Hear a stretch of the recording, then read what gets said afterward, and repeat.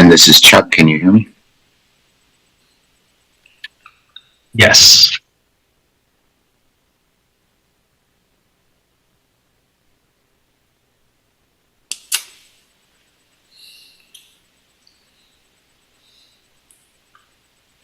A couple times in the last month, my computer has failed during the middle of the meeting. Hopefully that doesn't happen again, but if it does, I'll tune back in on my cell phone. Got it.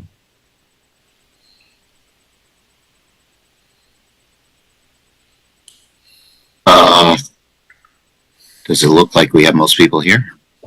Yeah, I think everyone's here. Okay.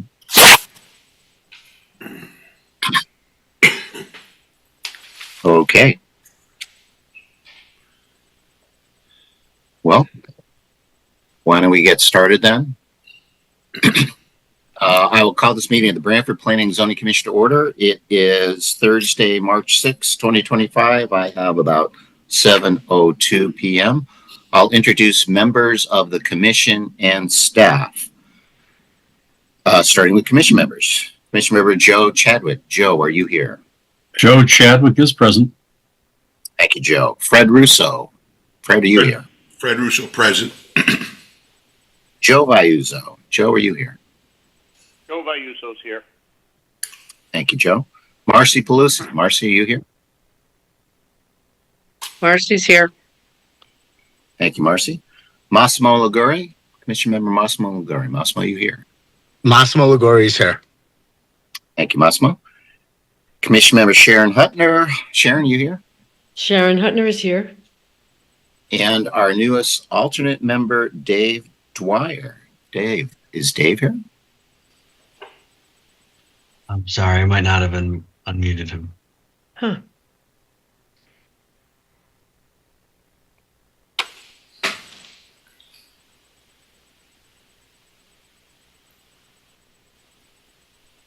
No, I don't see him. I don't see his name on the roster on the screen.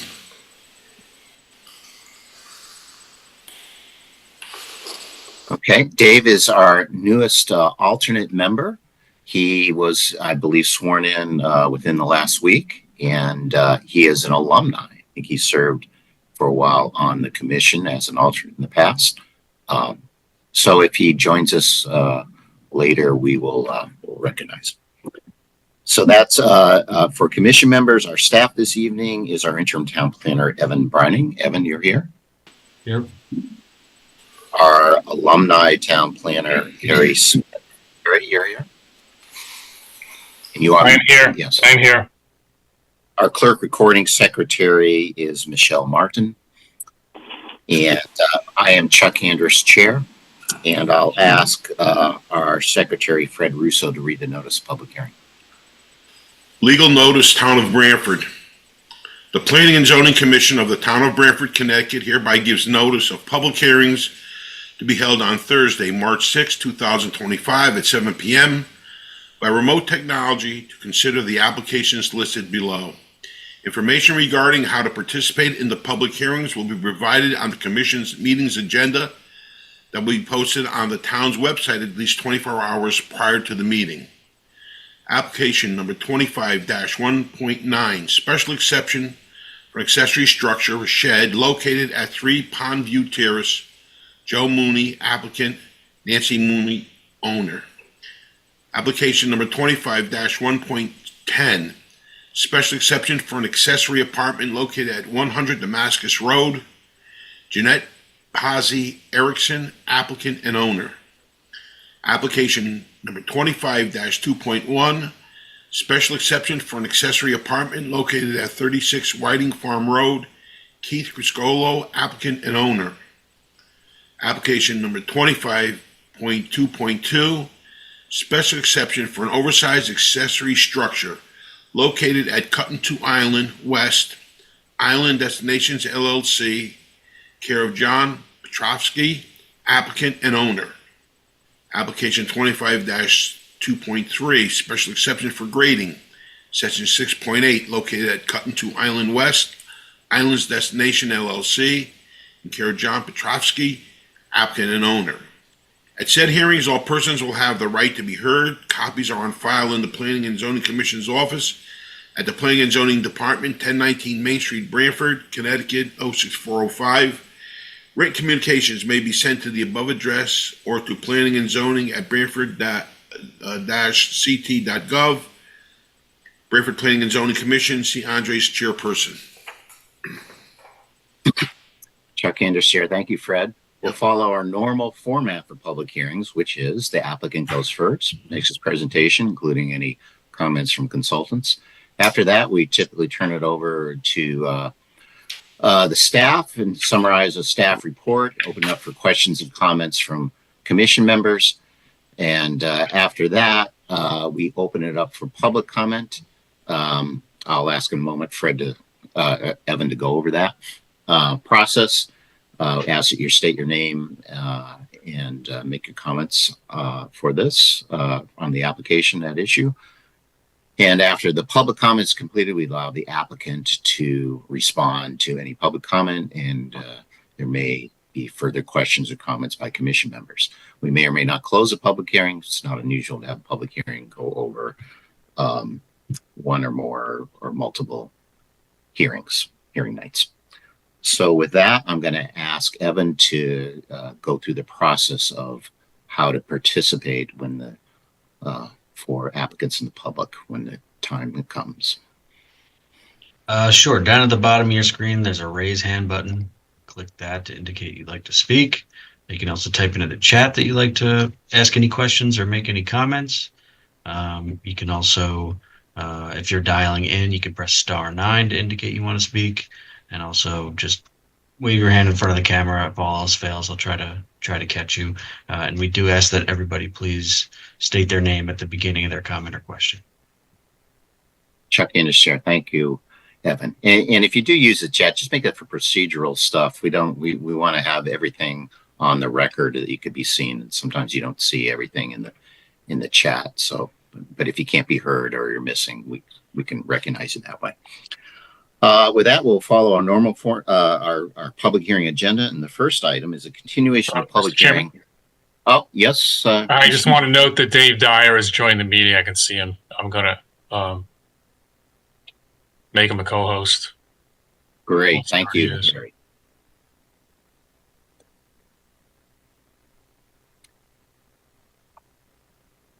Dave, can you hear us? I know you're muted right now. Yeah, I asked him to unmute. Dave, you should be, there you go. I'm all set? Yeah. Yes. Okay. Thank you for joining us, Dave. I did introduce you. Congratulations for your welcome back. You couldn't stay away. You just had to come on back with us. So Thank you very much. That's great. We're glad to have you. Okay. So we're proceeding then with our first public hearing item, which is a continuation public hearing for zoning text amendments proposed by the commission. Harry, did you want to review changes that you've made or other to the most recent draft? What we'll do is we'll go through go through them section by section, I guess, because I know there's an issue that there's a request for recusal, and when we get to that regulation, we'll address that, as Marcy wanted to address that. So, Okay.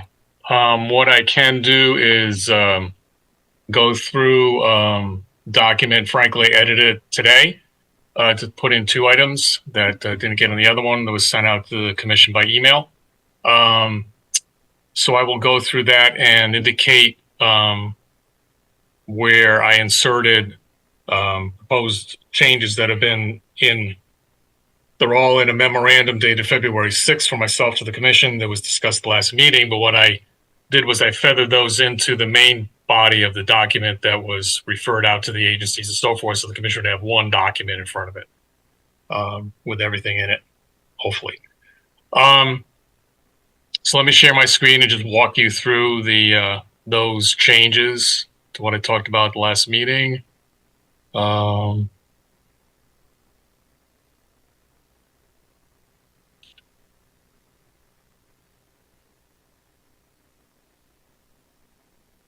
Okay, so everybody should see this document, proposed amendments to Branford zoning regulations. Original date here, December 11th.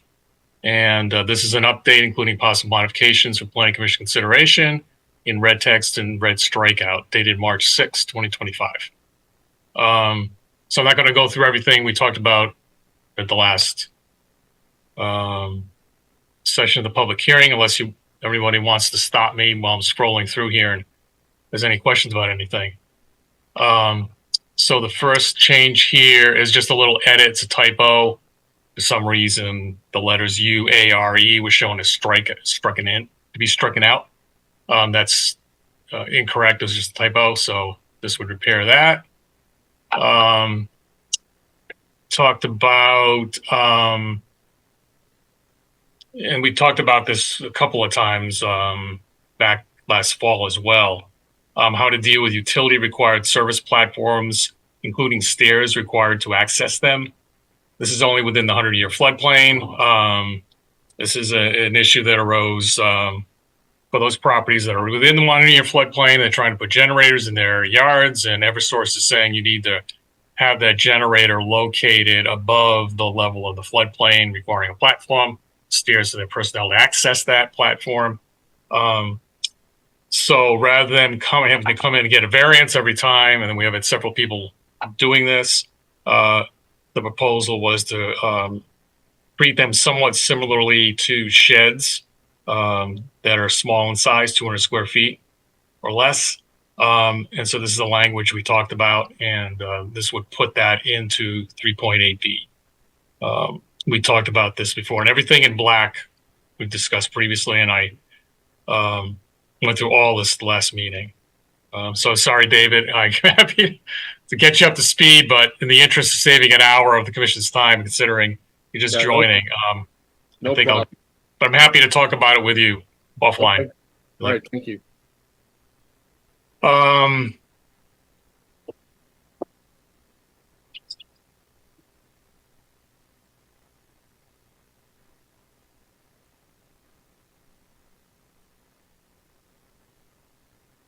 We're now to page 7, I think, is the next one. So down at the bottom here, and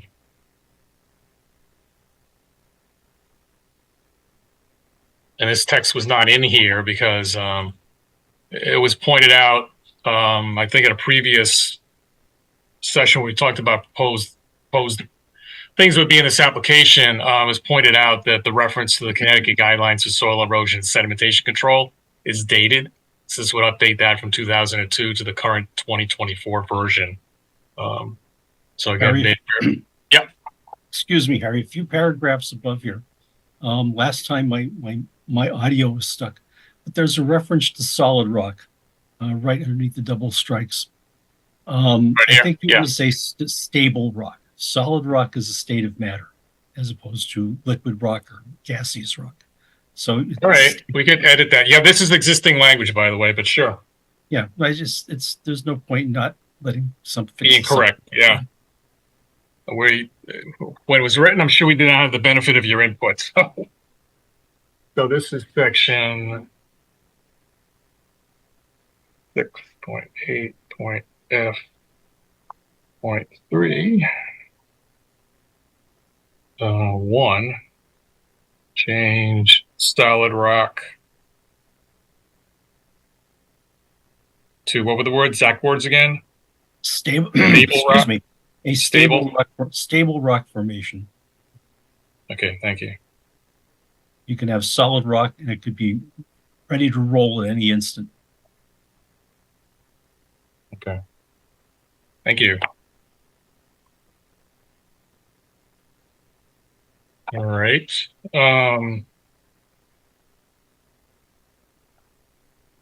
Going further down here, I had talked about, I think was noted, I think by you, Chuck, that this section referred to all projects. And just to be clear, there is a threshold section 6.9C that says projects meeting these requirements need to have a stormwater. Essentially, section 6.9 only applies to those. So this would add that reference and make it clear It's just all projects that meet the threshold of having to have a stormwater management plan per section 6.9. Also, I think there was discussion, this was raised, I believe, by Marcy. There should be a reference here in the stormwater maintenance plan to plantings in stormwater detention retention basins proposed for the purposes of water quality treatment. So that wording in here too. And again, this was all in previous staff memo and discussed previously, but just to highlight it. This was also discussed and was one of the things that's not in the draft. They emailed to you. Yeah. Yeah, just why don't you highlight the thing that you didn't discuss or that you failed to put in, and then it's right here. Yeah. Right. Yeah. Yeah. There's not too much to touch on really. So this was in the memo dated February 6th. Notice that the wording for how you measure walls was inconsistent. So there was a section in 6.13.c that says the height of wall should be measured from the finished grade at the bottom of the wall. This, which says the top of the footing, which is, could be a foot underground, is inconsistent with the way walls are measured in other parts of 6.13. So this would make it consistent. Also, there's a little typo here that somehow wall got deleted inadvertently. Right. There is one more. Well, keep going here. Yep. Just going backwards, the last one I talked about with the drainage, that was not in the document sent to the commission a couple days ago either. So those are the two things that weren't in the document sent by email. If you want me to highlight the other things, is really, I think that is pretty much it, except for the words on the bonds, changing financial guarantees less than 5,000 to financial guarantees equal to or less than 5,000. So other than that, this is the same document sent out for referral. So also I was asked to, I did send a question out to this thing called the Planners Listserv, which is something most of the planners and land attorneys and zoning officers in the state get, and tried to see what other towns did with respect to regulating retaining walls less than or equal to 3 feet in height. So I did get 4 responses. One is from Canton, which does not regulate them, and they do not regulate up to 4 feet in height. Plainville does. I did look at their regulations very quickly and have them here. I could show them to you and actually put them in the file for the application. Essentially, they have a much broader definition of structure than Branford does, so it's pulled into a review via the definition of structure. As long as it meets that definition. And that's why there's some other wording in there. I'm not going to get into this if you want me to. Milford does not regulate. Greenwich does. Depends on several criteria. It's a very complicated regulation scheme they have for this, which I have not, frankly, fully wrapped my brain around. If the commission wants to get into that, I've got an excerpt from their regulations we can take a look at. Also, we did receive a letter from, and everyone can hopefully see where I'm clicking here. So I have a letter from Sophia Nouri, Dr. Sophia Nouri, and she is presenting some additional information about communities a little closer to Branford in terms of how they regulate retaining walls as well, whether it's set back from the property line or not. So I'll leave that up. And I think I'll stop there unless anybody has any questions. You want to get further in detail on some of these things. Chuck Candace here. Thank you, Harry. At this point, I wanted to, there was also a request. There was a letter from Marjorie Shansky that was requesting that one of our commission members, Marcy Pelusi, recuse herself with respect, I think only with respect to the 613 Amendment C about retaining walls. And I wanted to give Marcy a chance to address that.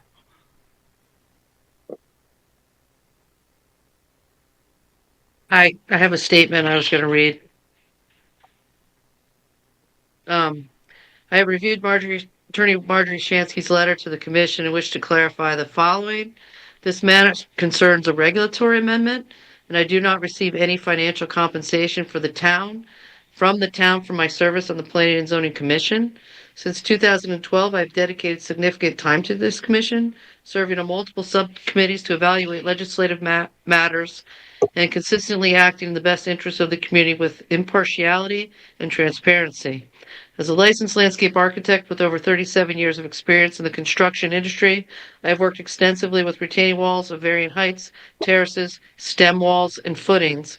My professional expertise in geotechnical principles informs my understanding, and I am trying to apply this knowledge to ensure the retaining wall amendment is clear, consistent, and aligned with best practices.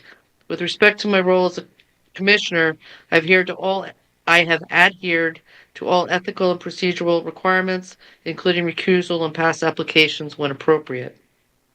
Since the legal implications of voting on this matter could expose the town to potential litigation, and given this concern, I will recuse myself from participating in the discussion and voting on this particular amendment at this time. I reserve the right to discuss retaining wall applications on other projects as may be presented in the future.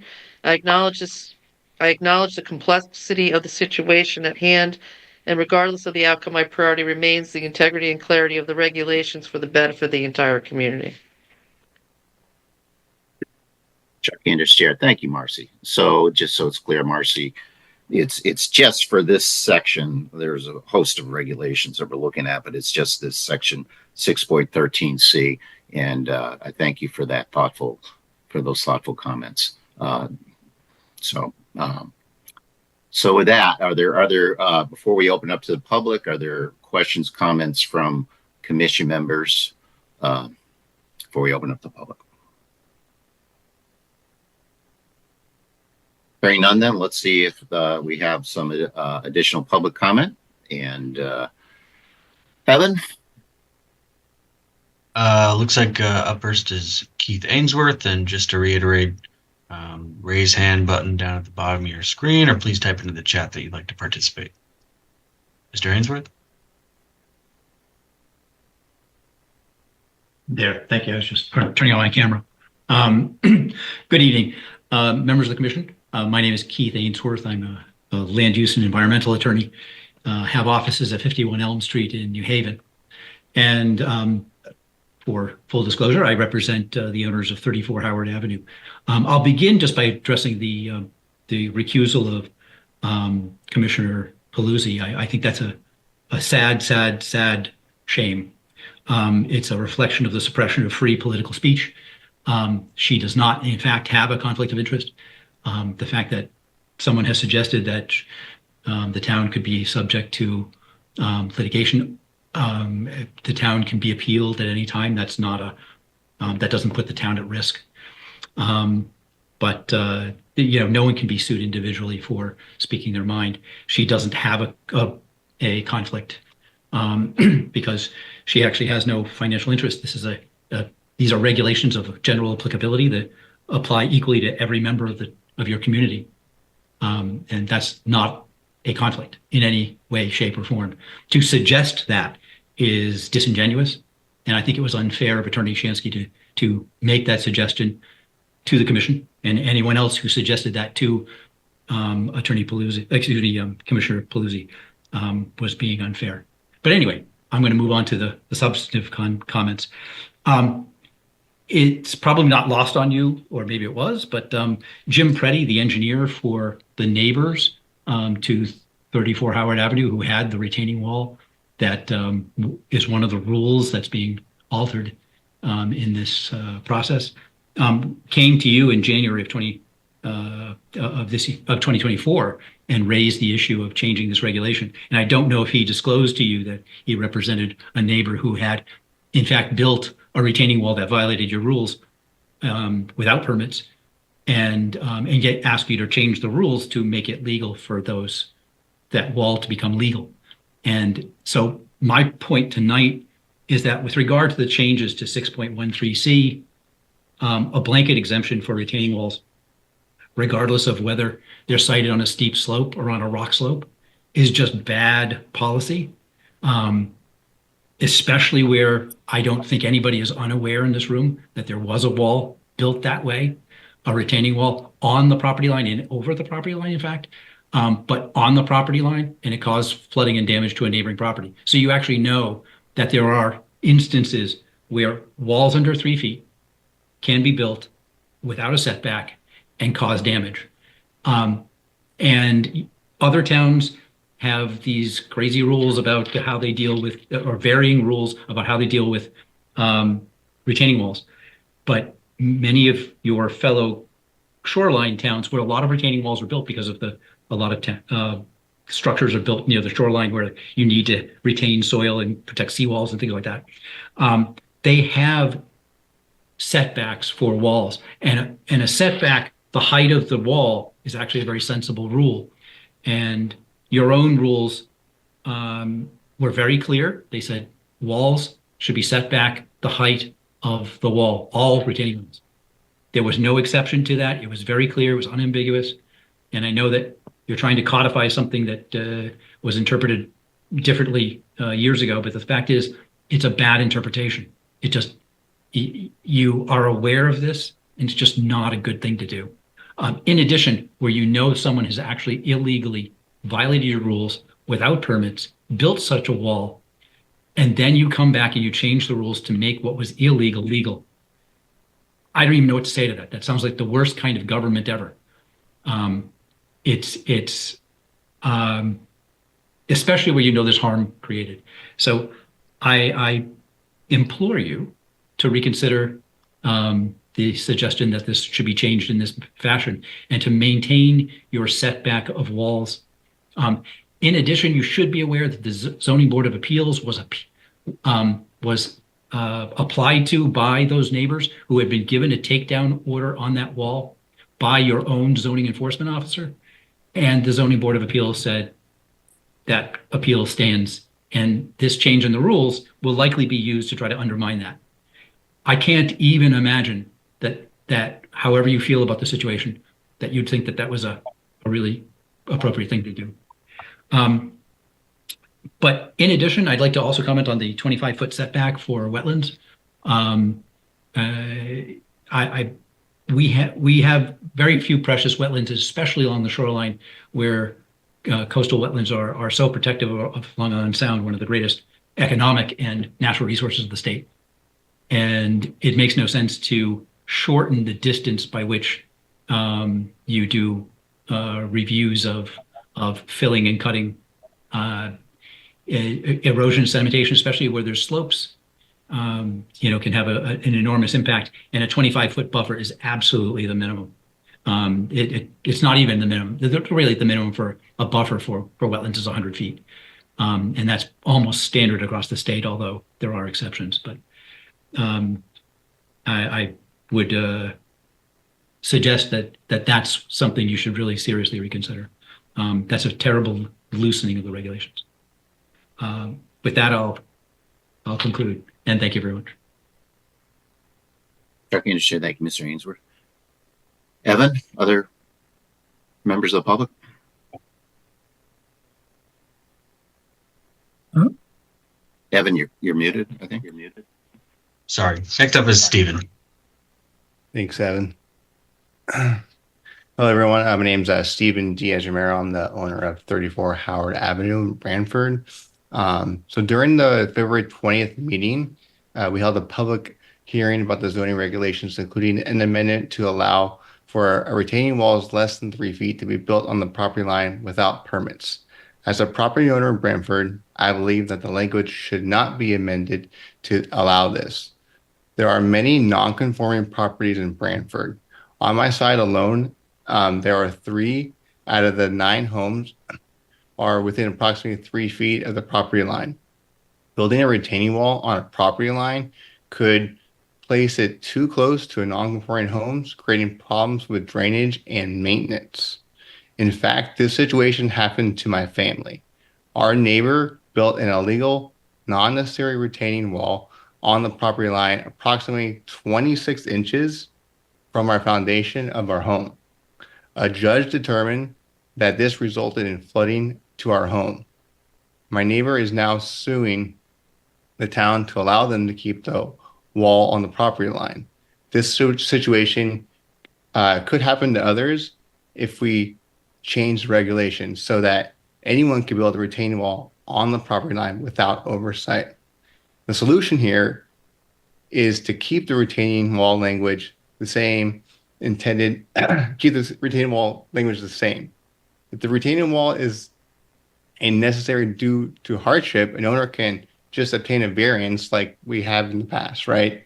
This would also ensure notification of neighbors who would then be able to provide input and how it would affect their homes. Additionally, as we kind of saw before, there's required setbacks with certain towns. I'll just kind of go through the ones that they kind of showed on the screen before. Short Beach, right? The side yard setback for a non-necessary retaining wall is 15 feet. In Guilford, regulates retaining walls through their definition of terraces.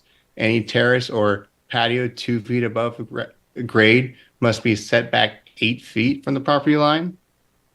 In East Haven, anything besides a freestanding fence or a wall or a necessary retaining wall must be set back 4 feet from the property line. And in Madison, regulates retaining walls through a definition of terraces as well. A terrace is built on a slope 1-to-1 incline or greater than 18 inches in height, must be set back at least 8 feet from the smallest zoning district. And again, there's more in Westbrook and Old Saybrook. I'm not going to go through them all. Mainly all the shoreline towns have setbacks on retaining walls such as this. So I really hope that the commission can understand how this kind of impacted us and how it can impact other people, and really take that into consideration when making their decision. Thank you. Thank you, Mr. Diaz-Romero. Evan, who's next? Next up is Eric. Hi. Can you hear me? Yes. Okay. This is Eric Benson. My family has 2 properties on Barkett's Point Road, 38C and 40. While I don't think my neighbors would do it, if they did build a retaining wall, even like 1 foot on the property line, it would cause the water flow to change significantly, possibly cause erosion on our properties, cause too much water to be going, because we're at the shoreline. So like there's a lot of water that comes from the upper road down to us. And to have suddenly something appear right on our property line would be very disconcerting. And if we kept the setback rule, then at least, as people have said, we'd at least get warning and be able to talk to our neighbors rather than suddenly seeing something appear, and then maybe we would have to build something right next to what they built, and then it would be a building more or some horrible thing. But I think it would cause adverse impact on my property if my neighbor was able to do that without any zoning application. Thank you very much. Check in. Eric, Thank you. what was your last name, sir? Benson, boy, A-N-S-O-N. B-A-N-S-O-N. Thank you very much. Okay. Evan, who's next? Next up is Mitchell Holt. Hi, my name is Mitchell Holt. I'm actually on Farm River right now. Never thought I'd be contemplating these things, but I was as I was walking along our normal route this morning along Farm River and then Short Beach. I was just amazed at when we look at these sorts of things and realize how close our properties are, how varied and in shapes and sizes of the lots that populate Branford. Not to mention the ecological complexities, the rock outcroppings and everything. It's not hard to imagine how a 3-foot retaining wall could create quite a bit of trouble, again, from an ecological, but also neighborly, could create neighborly problems. I think I'm a little surprised to learn that such retaining walls could be placed right on the property line, but also without necessarily agreement from the other property owner, which I think is often part of regulations elsewhere. Also, a little surprised that that there wouldn't be language stating who would be responsible for its upkeep, because typically when on property lines, there's shared ownership, but in many jurisdictions, the upland or uphill property is the one that would be responsible. So I'm concerned about this for a bunch of reasons, including the effects it could have on water flow, the effects it could have on the ecological diversity around here, but also it seems to not take into account the fact that not all neighbors share similar interests and might not desire such a structure on their borders. Thank you. Checking to share. Thank you, Mr. Holt. Evan, we got anyone else? I don't see anybody. Just one more time, the raise hand button down at the bottom of your screen if you'd like to ask any comments or questions. I don't see anybody. Okay. Thank you, Evan. Are there further questions or comments from commission members? Then I think we can close this matter as a public hearing. I don't expect us voting on this tonight. Depending on the time, we may discuss this a bit, but there is no timetable as to when we have to decide. But thank everyone for their participation. So with that, then we'll move on to our next agenda item, which is actually items number 2, 3, and 4. All of those are Cut into Island West, Island Destinations LLC. It's a special exception for an accessory apartment, a special exception for an oversized accessory structure, and a special exception for grading. The applicant has requested that this be moved back to the back of the schedule so their engineer can attend. He is busy at another town meeting. Okay. So we'll if you're here on items 2, 3, and 4, we're going to postpone those. I think the applicant's engineer was at another meeting, so hopefully we'll take that up after we finish the other public hearings. So then let's move on then to item number 5, which is Lauren Wiggins, applicant, Meadow Street Properties owner. This is 155 Meadow Street, special exception for church and place of worship. That item actually, although it's on our agenda, that we opened the public hearing at our February 20th meeting, and that was continued to our March 20th meeting. So we're not actually hearing that one tonight. So if you're here on that one, that is, we'll hear that one at our next meeting. I believe they need a town center review of that one. So that then brings us into item number 6. Joe Mooney, applicant, Nancy Mooney, owner, 3 Pondview Terrace, a special exception for an oversized accessory structure. Is the applicant ready to proceed on that one? Yes, Jeremy Gannon is here with us. Yeah, hi, Jeremy Gannon, Chris Gullo Engineering. Let me share my screen. All right, can you guys see that? Yes. Okay.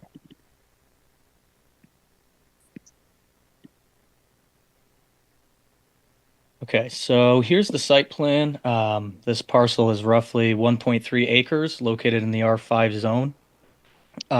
We're seeking a variance for an accessory structure that exceeds 15 feet in height. That'll be located right here.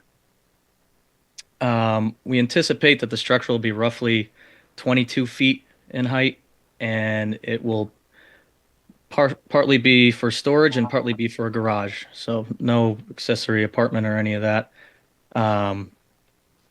Aside from that, it satisfies all the bulk requirements other than that height limitation that I was telling you about. And yeah, pretty much they just need extra storage, and they want another shed, pretty much shed and garage. Chuck Anderson, thank you. Evan, you want to review the staff report? Sure. Like Mr. Gann said, this is for construction of a new detached accessory structure that would exceed 15 feet in height. So it's triggering a special exception before you tonight. They meet the bulk requirements of the R5 zoning district, as well as the accessory structures criteria from section 3.8. They meet the parking requirements for the use on the site. No lighting information was submitted, but a condition has been added that any of the lighting would have to be compliant with section 6.7. And based on the application materials, it appears that the special exception criteria are generally satisfied. Staff recommends the following findings and conditions. Finding number 1 is that the commission finds that the special exception criteria is satisfied. Onto the conditions.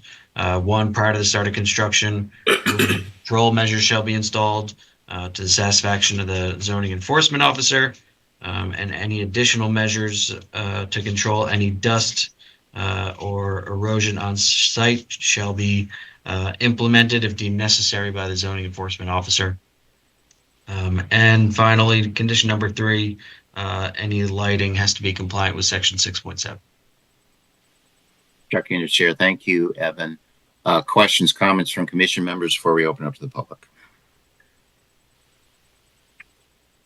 Hearing none, let's see if any of the member of the public wishes to comment. Any member of the public wish to comment? Evan, do you see anyone?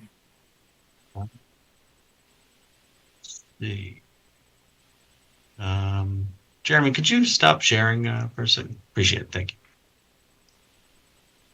I do not see anybody. Okay. Mr. Gannon, any question, Chuck? Oh, certainly. Marcy. I don't notice any existing trees on the property. Are there any? Yeah, let me pull that up again. There are some existing trees.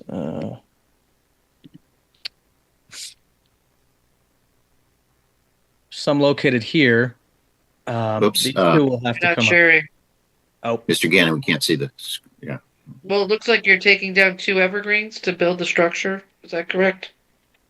yeah, sorry, 1 second. Okay. Okay, how's that now? That's fine. I actually have it in front of me. Okay, perfect. Yeah, these 2 evergreens are coming down right here. These 3 What size are they? Let's say roughly maybe 12-inch. And the galleys are in place? That's all existing?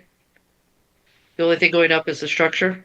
The only thing going up is the structure. Yeah, this is actually a B100 for if they needed a repair system for septic wise.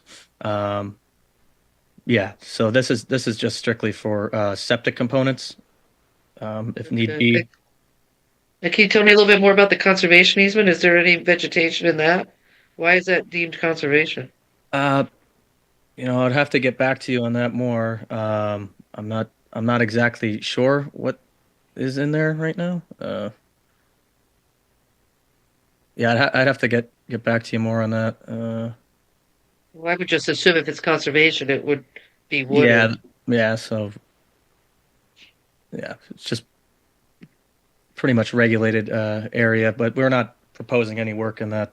Right. Yeah. I'm just trying to determine where the existing tree line might be, and if you're building on within the drip line of any existing mature trees other than what you show, the 3 on the south side of the property. I'm not sure what size or what those are on the survey, but you show 3 trees to the south and then the 5 pines, and you haven't indicated sizes, so it's a little incomplete from what I could tell to make a decision on the impact for vegetation. And then it Okay. looks like you show a odd edged stone road in front of the existing shed. Yeah, so these are kind of like it's kind of more like decorative. It's like curbing almost. Not really curbing is not the right word. It's kind of just like a mulch bed for the trees. Okay. And then the odd angles to the top of that in the setback. Why is that so angular for the Uh, stone material? You're talking about just the orientation of the proposed No, structure? no, by the top of the driveway, just that whole sort of, it's just sort of an odd shape for a stoned area, and I'm just trying to understand Yeah, I think it's what the for situation is planting. as far as the design and why it's laid out like that. Is there vegetation behind that? Yeah, I believe there's some smaller stuff here, maybe like more garden stuff, but yeah, I know they have some more of this like decorative stuff to kind of go around the trees and plantings. Okay, it's just difficult to get a full picture, because it looks like you're potentially clearing and have to clear that third tree to get the other galley in. Well, this is just proposed, so this is not going in. So that's only if one of them That would only fails, or be for future if this septic okay, stuff failed, correct? okay, all right, So we're proposing 2 trees will probably come out here, yeah, okay, all right. Thank you. no problem. Chuck Ennis Chair. Thank you, Marcy. Any other questions or comments from other members or staff? Anything else, Mr. Gannon?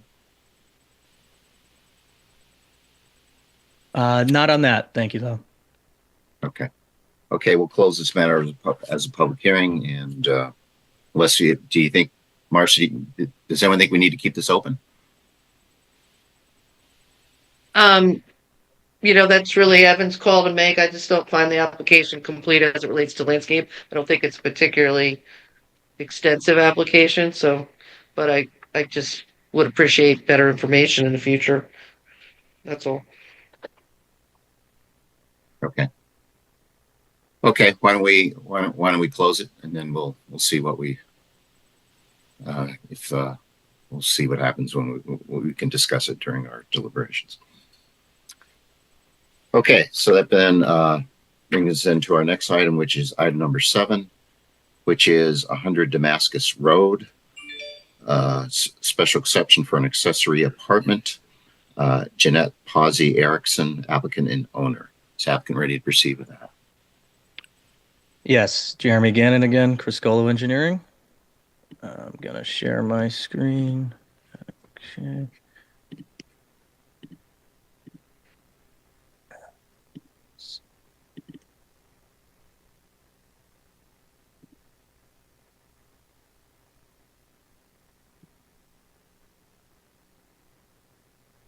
Okay, so this property is a little bit over half an acre, 0.65 acres. It's located in the R4 zone.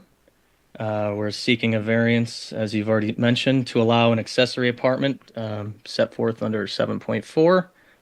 The project consists of converting this existing garage into an in-law apartment and adding a minor addition to the back and a covered porch in conjunction with that.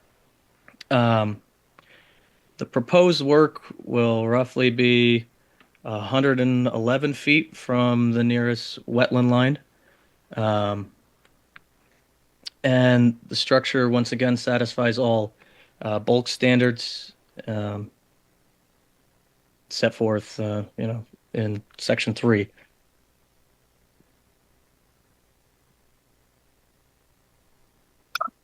Chuck Ennis Chair. Thank you, Mr. Gannon. Evan, you want to review the staff report? Sure. Like Mr. Gannon said, this is an accessory apartment for a property in the R4 zoning district, converting the existing garage space and then adding an addition onto the rear with the porch also in the rear. They meet the bulk requirements of the R4 zoning district. They meet the parking requirements.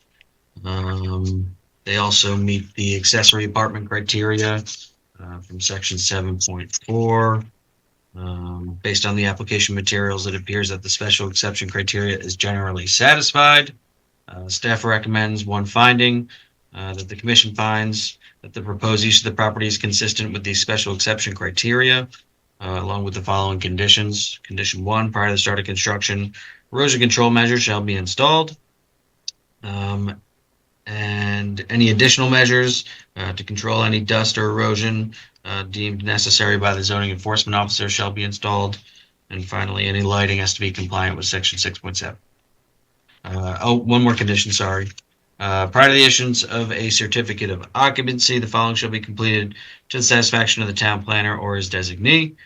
The owner of the accessory apartment property must file a deed restriction on the land records requiring that the unit, if rented, be rented at prices that would qualify the apartment as affordable housing defined in section 830G of the Connecticut General Statutes.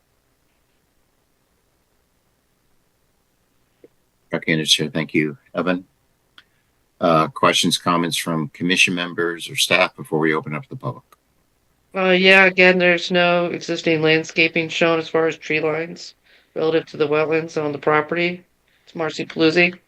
And I would just like to confirm that the graded slope is 3-to-1 coming into the side of the house that they're doing for new grades. That's conforming. Yeah, the slope is 3-1 on that. Okay. What, did you need to get a wetlands permit for this? Mr. No, Gannon? it's outside 100. It's outside 100 foot. I don't believe so because we're outside 100. Correct. Okay. I just think it's a requirement in our zoning that the surveys show vegetation and trees of a certain size. And, I just get a little bit of a stickler on that tonight for some reason. Marcy? Thank you. Other questions, comments from commission members before we open up the public? Sharon? Sharon Huntner here. I would like to support Marcy in that statement, because as I'm looking on this site plan, it looks like there aren't any trees on this property. So I would think that that's an incomplete site plan. Thank you. Thank you, Sharon. Other questions, comments from commission members? Or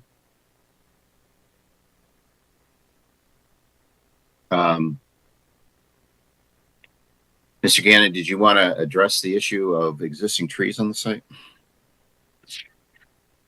I don't have any comment on that, but we can certainly add those if need be. So. Do you know if existing trees over a certain height are being removed, or?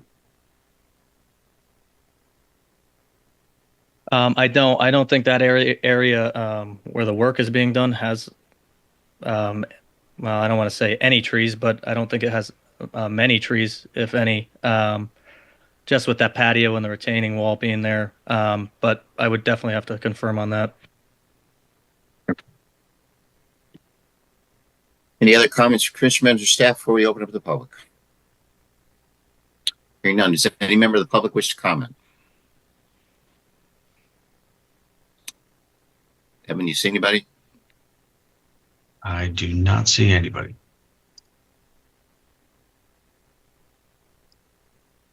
Okay.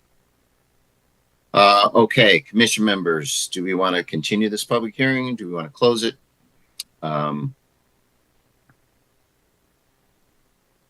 The issue for this and the last application has been landscaping requirements. I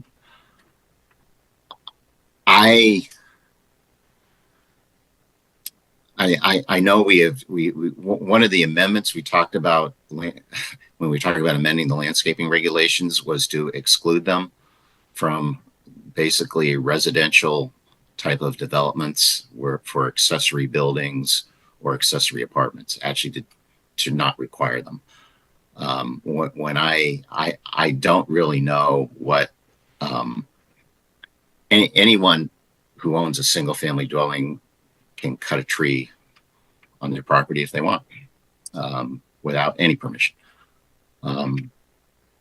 I tend, and obviously if you're doing a lot of disturbance of areas, there's sort of issues, but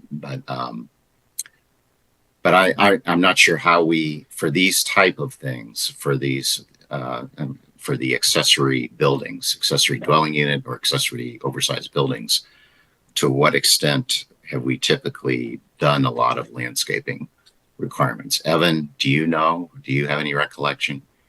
Or Harry, since you're here, I don't know if you know, you remember on this. We typically do not apply those landscaping regulations to single-family home projects. But I can also, if the commission is comfortable with it, try to write up a condition that would require both the limit of vegetation to be added to the site plan and location of any significant trees to be removed and the ones that are proposed to remain. And that would essentially satisfy that or part of that landscaping requirement.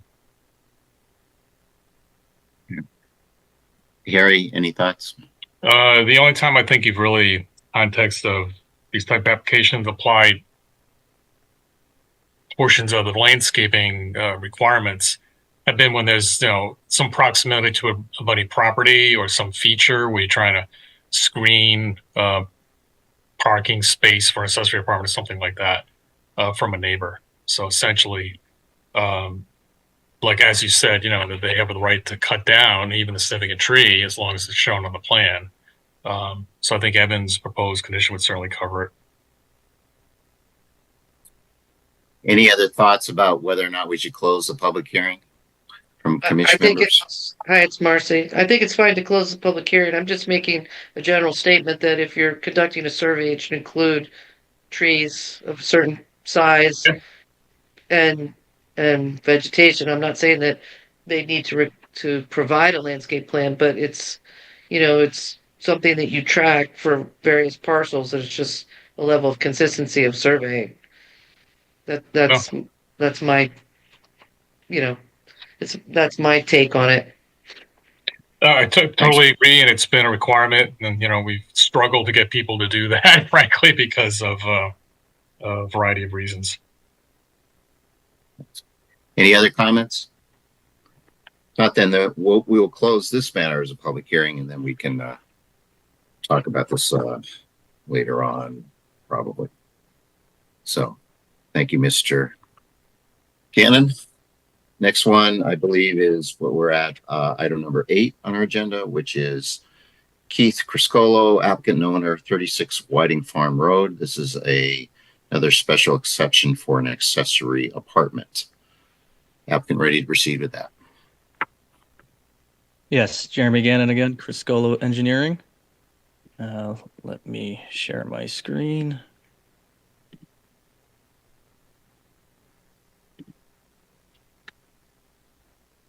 Okay, this property is roughly 3.4 acres located in the R4 zone.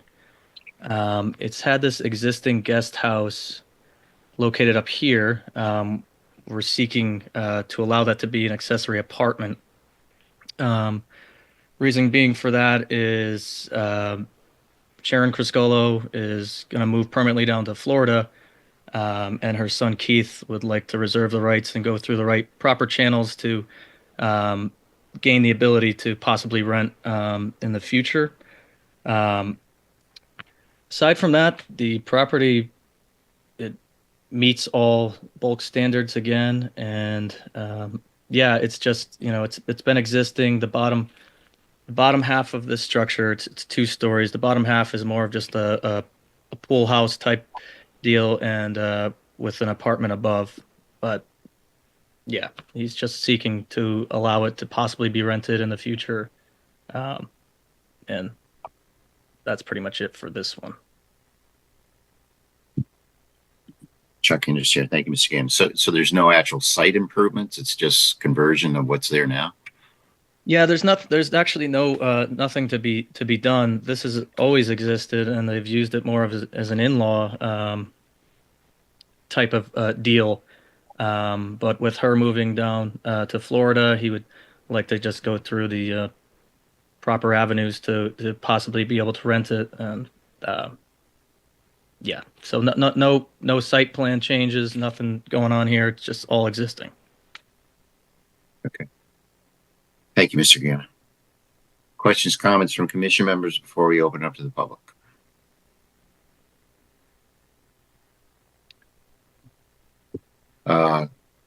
Evan, Chuck, isn't this an existing accessory apartment? Excuse me? Isn't this an existing, it's an existing use, an existing accessory?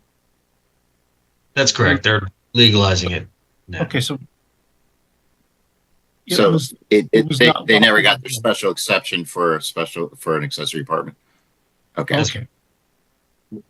If I can just jump in here quick. So the previous owner had, or maybe the previous two back, had done the work, but never had come before the board to make it, technically an accessory unit. So Keith's just trying to clean this up and make it right. So, thank you, Mr. Preddy. Chris Collins. Sorry. Any other questions, comments from commission members or staff before we open it to the public? Hearing none. Any member of the public wish to comment? Evan, you see anyone? I do not see anybody. Okay. Any further questions or comments from the applicant? Nothing from Mr. Gannon and Mr. Preddy. Any further question, comments from commission members or staff? Okay, I think then we'll close this item as a public hearing, and it may be something we can take up later. And Ms. Preddy, I see you're here, so maybe at this point we can go back to items 2, 3, and 4 of our public hearing. And that's on our agenda. This is the cut into island applications by Island Destinations LLC. It's a special exception for an accessory apartment, a special exception for an oversized accessory structure, and special exception for grading. Are you ready to proceed, Mr. Preddy? Yes.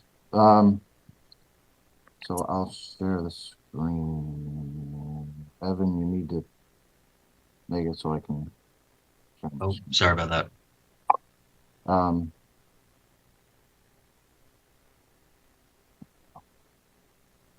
So hopefully you can see the map. So this is the existing 3-bedroom house that's there currently now. And then there was a building over here that was, I believe, historically people called it the clam shack, but it's just basically an open space that they use as kind of a rec room. There really aren't any facilities in there. What he'd like to do over in this area here is build this small structure. It's only 20 by, I think, 26.5. It's for a guest house. The owner did rent it for a few years. He's done with that. That's those days are gone. He's planning on staying out here for the summers now. But he would like to have the space to be able to have guests have, a little bit of their own space. I can show you the, so this is what it looked like. There would be a patio area underneath, and then the upper structure, living, kitchen area, and a single bedroom. I will say that, and I'll show you a photograph in a minute, but this area here in between the ledge, there's already kind of a low grassy area here where this is going to be located. So the height of the structure is sort of mitigated by setting it down into this lower area. I can show you that picture. Let's see.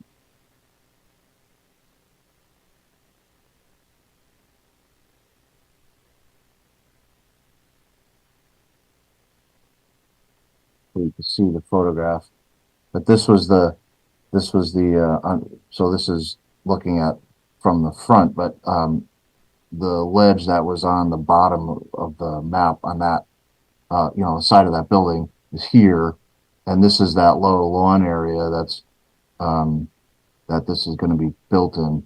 There are a few trees nearby here, but they're not planning on taking any of that down.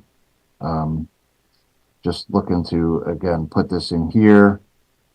We did already go through the the process of getting health department approval as well as state health department approval to approve a central system, which basically allows them to connect this to the existing system without having to dig up the old system and put a new one in. So the disturbance here will be very minimal. It's just the lower level slab and then building up off of that. And then the wing walls that were shown on the architectural plans will actually probably be less than that because they're blending into rock that, at least on one side, is higher than the floor will be. So the need for that wall would be very minimal. And that's, again, so it's under the 900 square feet allowed, which is also much less than the 30% of the principal structure. And we're here for the ADU and basically the height of the structure too, because it's more than 15 feet high.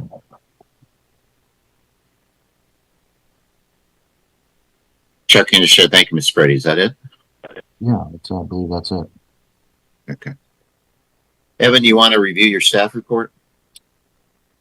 Sure. This application is for 3 separate special exception. One for excavation within 100 feet of a critical coastal resource per section 6.8.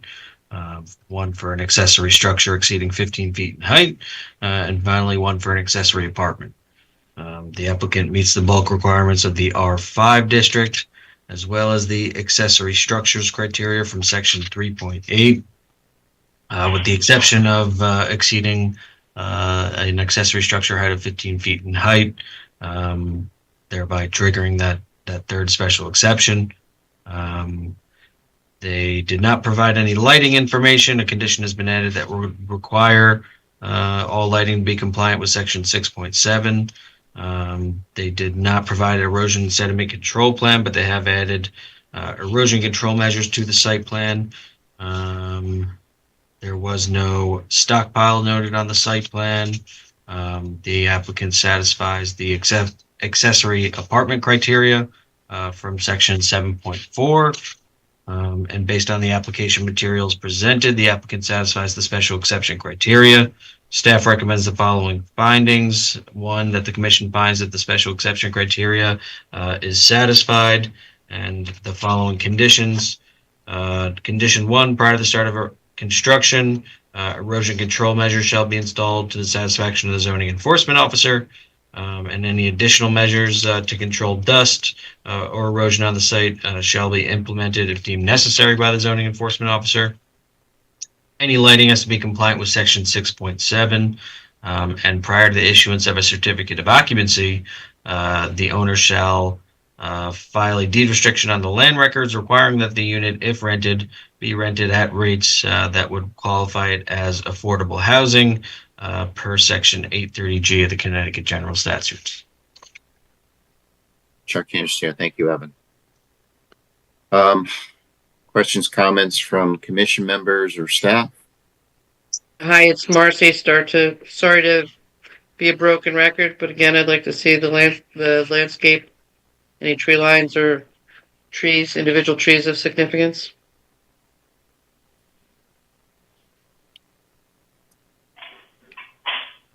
Thank you, Marcy. Are there any trees being removed, Mr. Preddy? At this time, there is no plan to remove any trees now.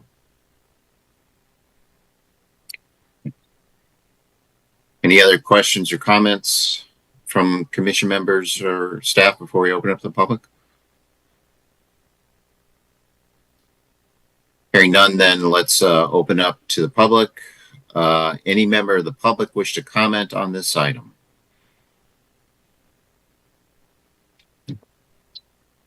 Evan, you see anybody? Just to reiterate, the raise hand button down at the bottom of your screen, or you can type into the chat that you would like to speak. I do not see anybody. Thank you, Evan. Any additional comments from commission members or staff? Hearing none, then I think we can close these matters as a public hearing, and maybe I'll take it up in a bit. Thank you, Mr. Preddy. So I think that completes our public hearing items. So with that, why don't we take up, why don't we go back and see if we can address some of the items that we have considered in the public hearings. We can start with this one since it's earlier on the agenda, even though we shifted off items 2, 3, and 4. Excuse me, Chuck. Yes. I'm looking at the chat Oh, did I and miss? I see that Tracy Everson would like to speak. Oh, okay. Evan, thank you. Thank you, Sharon. Is there, okay, so let's rescind closing the public hearing because I guess we simply overlooked there was a member of the public who wished to comment. So yes, Evan, thank you. Yes, Ms. Evans. Thanks so much. Yes. Thank you, Sharon, for recognizing that. I couldn't find the raise hand on my screen on this Zoom for some reason. Is there a reason why this is going to be quite close to the water? Is there no coastal site plan review that's required of this? And what is the proximity to the water, given it's going to be on that corner of the island, the edge? Sure. There's no buffer for how far it has to be from the high water line, like we have for section 6.8. But we do have a list of exemptions in our regulations for coastal site plans. And the line in particular that I felt it made this application exempt from a CAM. Excuse me. I'll bring up my screen. Just highlighted it here. Oh, sorry about that. Modification of existing structures or construction of new structures incidental to the enjoyment and maintenance of residential property, including but not limited to walks, terraces, driveway, above ground swimming pools, tennis courts, docks, and detached accessory buildings. So I did feel that it was exempt from a CAM application. However, it did require 3 separate special exception approvals from the Planning and Zoning Commission. One of which was excavation within 100 feet of a critical coastal resource. I'm sorry, could you repeat that? It does meet that, or it doesn't? Well, there's 2 separate processes. One is a special exception from the Planning and Zoning Commission per section 6.8, and that's any excavation within 100 feet of the mean high water line, which they did submit an application for that special exception. And then in front of you here from section 5.1c is the list of exemptions for a CAM application. So construction of a new detached accessory building is exempt from a CAM application. Okay. Understandable if that's the regulation. However, where this is proposed to be built is, I'm not sure if there's an elevation. If an elevation, you could tell me that, the elevation, how far above the high tide line that this structure will be built. It just seems like perhaps that should be a part of the consideration. The islands are quite unique, and building structures out there, I think, may require a little more investigation. I think that's a question. Mr. Preddy, you want to address it? Yeah, Jim Preddy again. So we are a little more than 37 feet away from the mean high water line. You know, the CCR is 25 feet, but we're at 37. We are also up out of the flood zone line. The flood zone line is elevation 14. The lower level slab will actually be at 15. Regardless of that, we're actually in the X zone. We're out of the flood zone. so those requirements don't actually even apply. But having said that, because of the way the island is shaped, it'll be the bottom of the structure, or that lower level will be about 6 feet or so lower than the ledge that's on either side. So it'll be kind of set down. You won't see the entire height of it from off the island. Thank you. Does that mean that this is going to require blasting? No, absolutely not. No. Okay. So there must be some kind of crevice there that we, in the photograph, we're not able to see that would allow that lower level then? Okay. One other request, if you wouldn't mind, in terms of lighting, I know you have the lighting regulations, just sometimes the lighting on the water, of course, is amplified.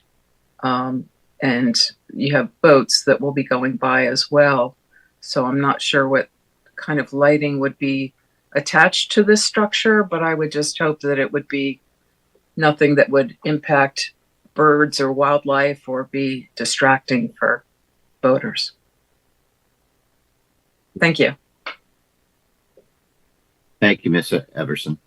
I think one of the proposed conditions is does address lighting, that they have to be, our regulations have to be cut off fixtures. So, but that's a condition that I believe is in the suggested conditions. Were there other members of the public, or we didn't see anyone, but I'll just throw it out there. Was anyone else? Evan, do you see anyone? I do not see anybody, but just one more time, you can type it in the chat or select the raise hand button that you'd like to participate.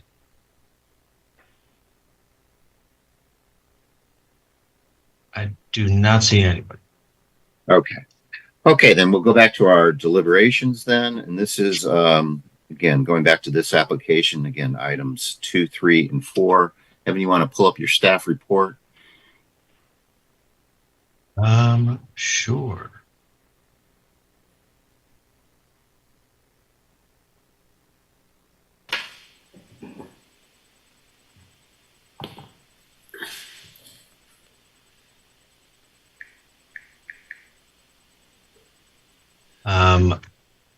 I did add a condition during the discussion before for a requirement that the applicant include a limited vegetation line to be cleared or to remain. We can add and the location of any significant trees proposed to remain or be removed, if that's something the commission would like to add. Thanks. Let's, I'll just go around, see if anyone has any comments. Again, those were 3 conditions. I think we got the affordability condition, right? That's on you got the lighting, the affordability, you've got the erosion controls. Okay. Okay. Just commission members, any thoughts or comments? Joe Chadwick? Nothing substantive. As far as the lighting, I have been finding just an incredible number of fixtures being sold by box stores to be extraordinarily bright. And I don't know if there's any way for us to control that on residences, but I believe as long as the conditions are adhered to in the recommendations and the findings, then it shouldn't be a problem. Thanks, Joe. Fred? I'm good with the findings and conditions as they stand. Thanks, Fred. Joe Vayuzo? Yeah, I'm also good with the application, but Joe is right in regards to lighting. These lights are getting brighter and reflect, and the lady was right about there's a possibility of reflection from the water. So I would I guess say be a little more aware of the lighting, particularly in this situation. Thanks, Joe. Marcy? Just keep the tree comments in so that we can know how vegetation is changing. That's my concern. Okay, so we added that condition for that. Is that good? Does that address the? Yeah, that's fine. Okay, great. Okay, great. I'm also okay with the conditions, including the new one in green that Evan added. So with that, again, there's actually 3 applications, so this resolution would apply to all 3 applications. Is that correct, Evan? Yes. Okay. So someone will make a motion to approve the 3 applications by adopting this the staff findings and conditions as displayed by Evan with the as amended. Fred Russo will make that motion. Motion approved by Fred. Is there a second? Chadwick seconds. Second, Joe Chadwick. Any further discussion? All those in favor? Hang on. Oops. I just am not sure I understand what we're voting for. Are we just approving to add that language for landscape on each of the 3, not approving each of the 3? Aren't we going to do that individually? Now, this is a motion to approve the 3 applications and include that condition. Yeah. Why are we doing them in bulk? Why wouldn't we do them individually? Not that I'm against the applications. I just have never seen this before. Because it's a single. The staff recommendation is the same for all 3. So I was just trying to save time, but you're right. We can do it separately, and I have no problem with that. So maybe we should let's start with number 2, the special exception for the accessory apartment. This one will make a motion with respect to that application. Fred Russo will make that motion. Motion to approve. Is there a second? Chadwick seconds. Second by Joe Chadwick. Any further discussion? All those in favor? Joe Chadwick. Joe Chadwick is in favor. Fred Russo. In favor. Joe Vayuso. Vayuso in favor. Marcy. In favor. And chair's also in favor. Let's go on to the next one. It's the oversized accessory structure application. Someone want to make a motion to approve that? Evan, do we need all the conditions on that one too? That one had the landscape information on it for the most part. Was the plan the same for all 3? I thought it was. Yes. Whiting Farms one, I think, showed a tree line. Well, we're doing cut to island, no? We're good. Yeah, we're doing cut into island, Marcy. Oh, I thought we were doing accessories. I'm sorry. No, we just do all 3 separately a few minutes ago. Okay. Cut to island. Yeah, that's what I was talking about. That there are 3 applications, even though the staff resolution is the same. It's all for one site. See that I was confused. I thought you were doing the 3 accessories as separate as one combined. No, absolutely not. No. That's not what I meant. My apologies. If you want to go back to the combined, I'm fine with that. Okay, great. Okay, well then let's why not, since we've already started doing them separately, maybe let's do it separately. So we approved item number 2. That's the special section for the separate accessory apartment. So I want to make a motion with respect to item number 3, which is the oversized accessory structure with respect to the same site that we adopt the staff resolution for as our decision on that application. Chadwick will make that motion. Motion approved by Joe Chadwick. Is there a second? Fred Russo will second. Second by Fred. Any further discussion? All those in favor? Joe Chadwick. Joe Chadwick is in favor. Fred Russo. Russo in favor. Joe Vayuso. Joe in favor. Marcy. Marcy's in favor.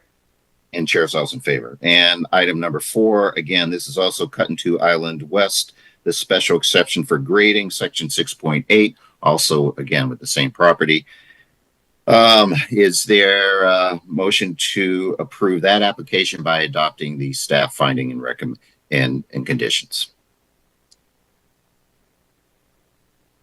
Fred Russo will make the motion. Oh, go ahead, Marcy. That's okay. I'll second it. Motion made by Fred and seconded by Marcy. Any further discussion? All those in favor, Joe Chadwick. Joe Chadwick is in favor. Fred. Fred Roos is in favor. Joe Vayuso. Joe Vayuso in favor. Marcy.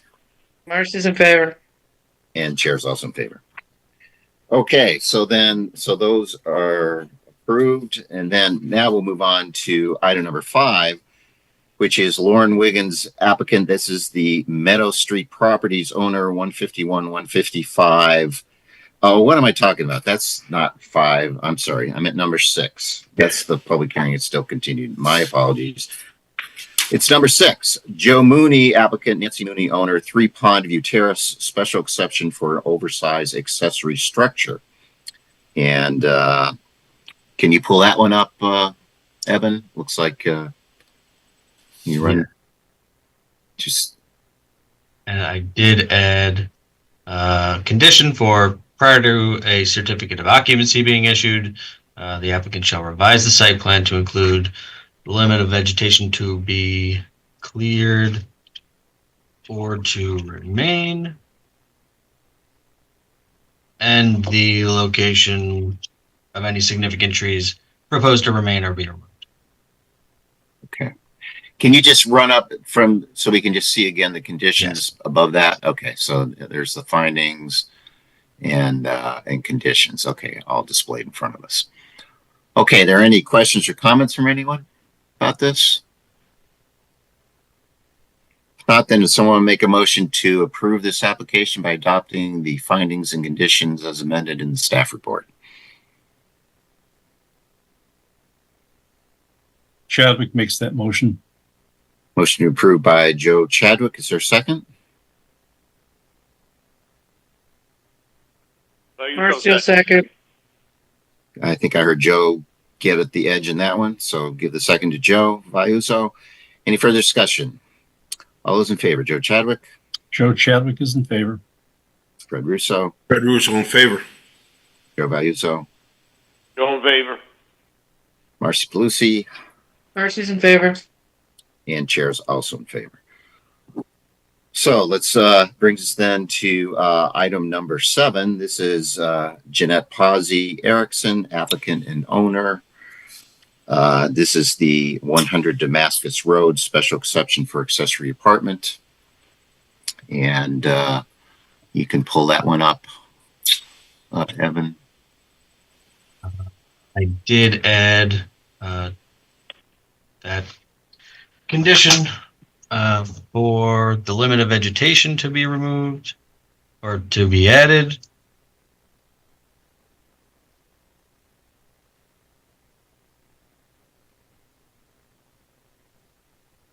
And the location of any significant trees proposed to be removed or remain. Sorry, not the best language. And here is the previous finding and conditions. Okay. And so you've added that. Can you get them all on just, I don't know if you can put it on one screen so we can all see it, see all of them or no? Yeah. Okay. Okay, so there's 4 conditions and they're displayed in front of us and we I think reviewed during the public hearing as well. Any questions or comments from any commission member? Not then someone make a motion to approve the application by adapting the recommended findings and conditions as amended in the staff report.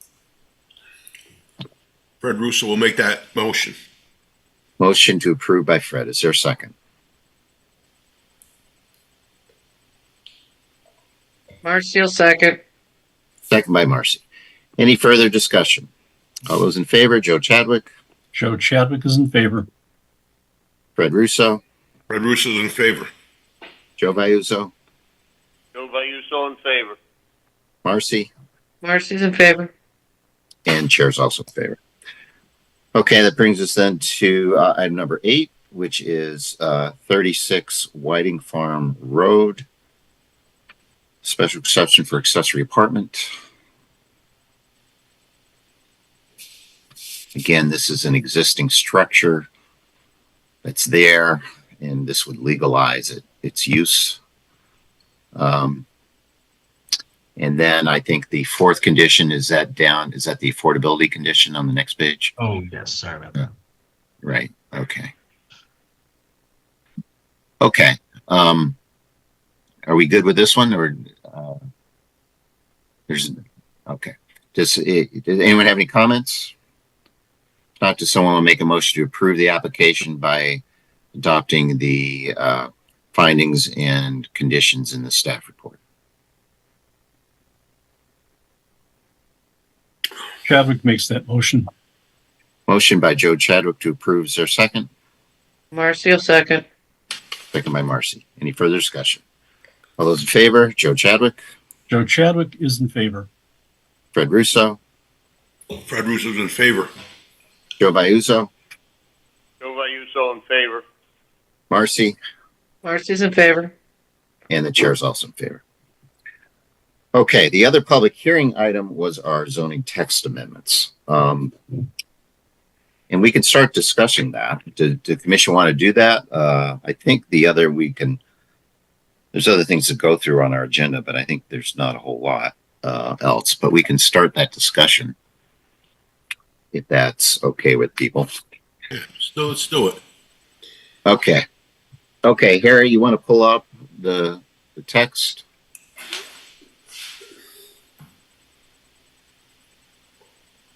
Sure.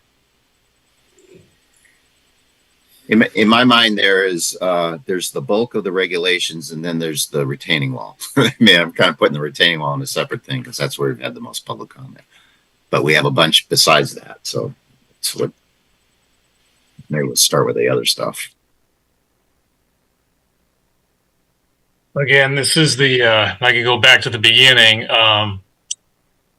And I don't know if there's anything anybody want to hit on. I don't recall myself that there was a lot of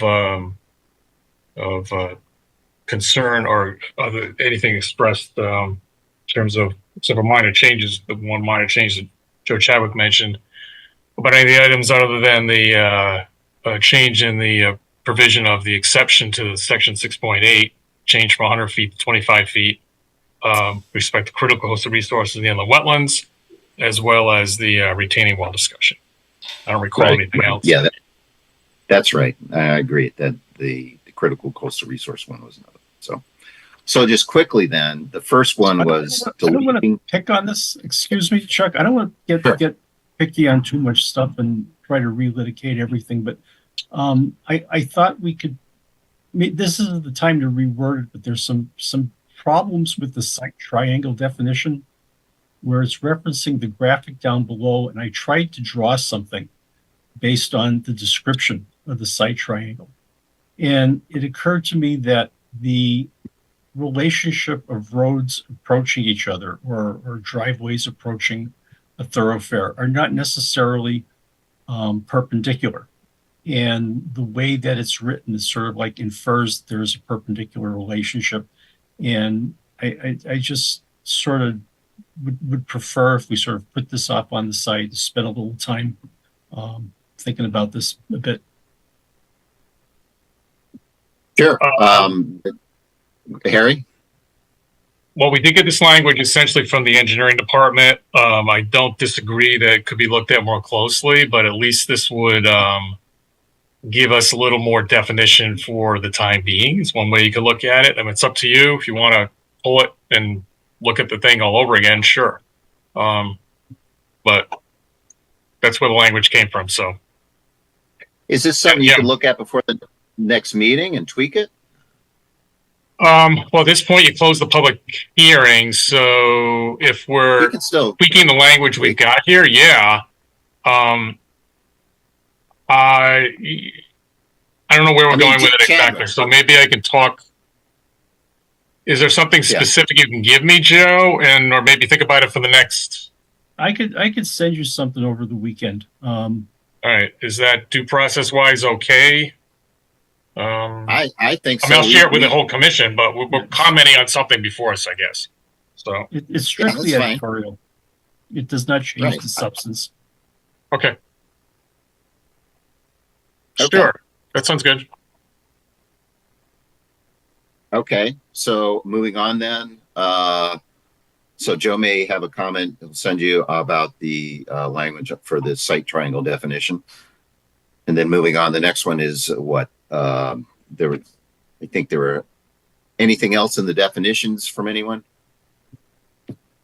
Then moving on then to 3.3, the permitted uses again, correcting a typo in 3.4. That seems pretty nothing. And then 3.8b. Any comments on this? I think you've explained why. Does it sound good? Anyone jump in if you have any comments. If you don't, then we'll just assume that it's okay. Okay, moving on to what else we got? What's the next one? 4.5, general industry, or what? Well, the center business district, but I think we've talked about that quite a bit. I think there was no concern that I recall with what's proposed as a stopgap. Okay, right. Yeah, the change in the numbers, right? Yeah. This 4.5 would exempt these small installations necessary for industrial facility equipment that might be necessary on industrially developed properties above the current impervious surface ratio. So I think we talked about this pretty extensively too, and gives us the way to be flexible. This was part of the center business, section 510F. Talked about density, preserve the density along Main Street. This tweak to the parking regs would put in what's mandated by state statute that the commission has decided not to try to opt out of, at least for now. So just to keep it consistent. 6.6b, just adding Stony Creek Village District, so both village districts are treated the same with respect to internally lit signs. Yep. We talked about adding in window signs just so that signs that are prohibited everywhere else would also be prohibited in windows, but there would be no permitting process created for window signs. You could still have them without a permit as long as they weren't prohibited. And this provision will allow gateway signage put together by the town. 6.8b, just to be incredibly clear that a special exception is required by section 6.8b for the activities that are, except for the activities excluded in the exclusion section, which is right here. Again, there's the 25 and the 100 feet. So that is something place we could stop right here. Yeah, let's stop here. Okay, so this is the one, and what were the comments that it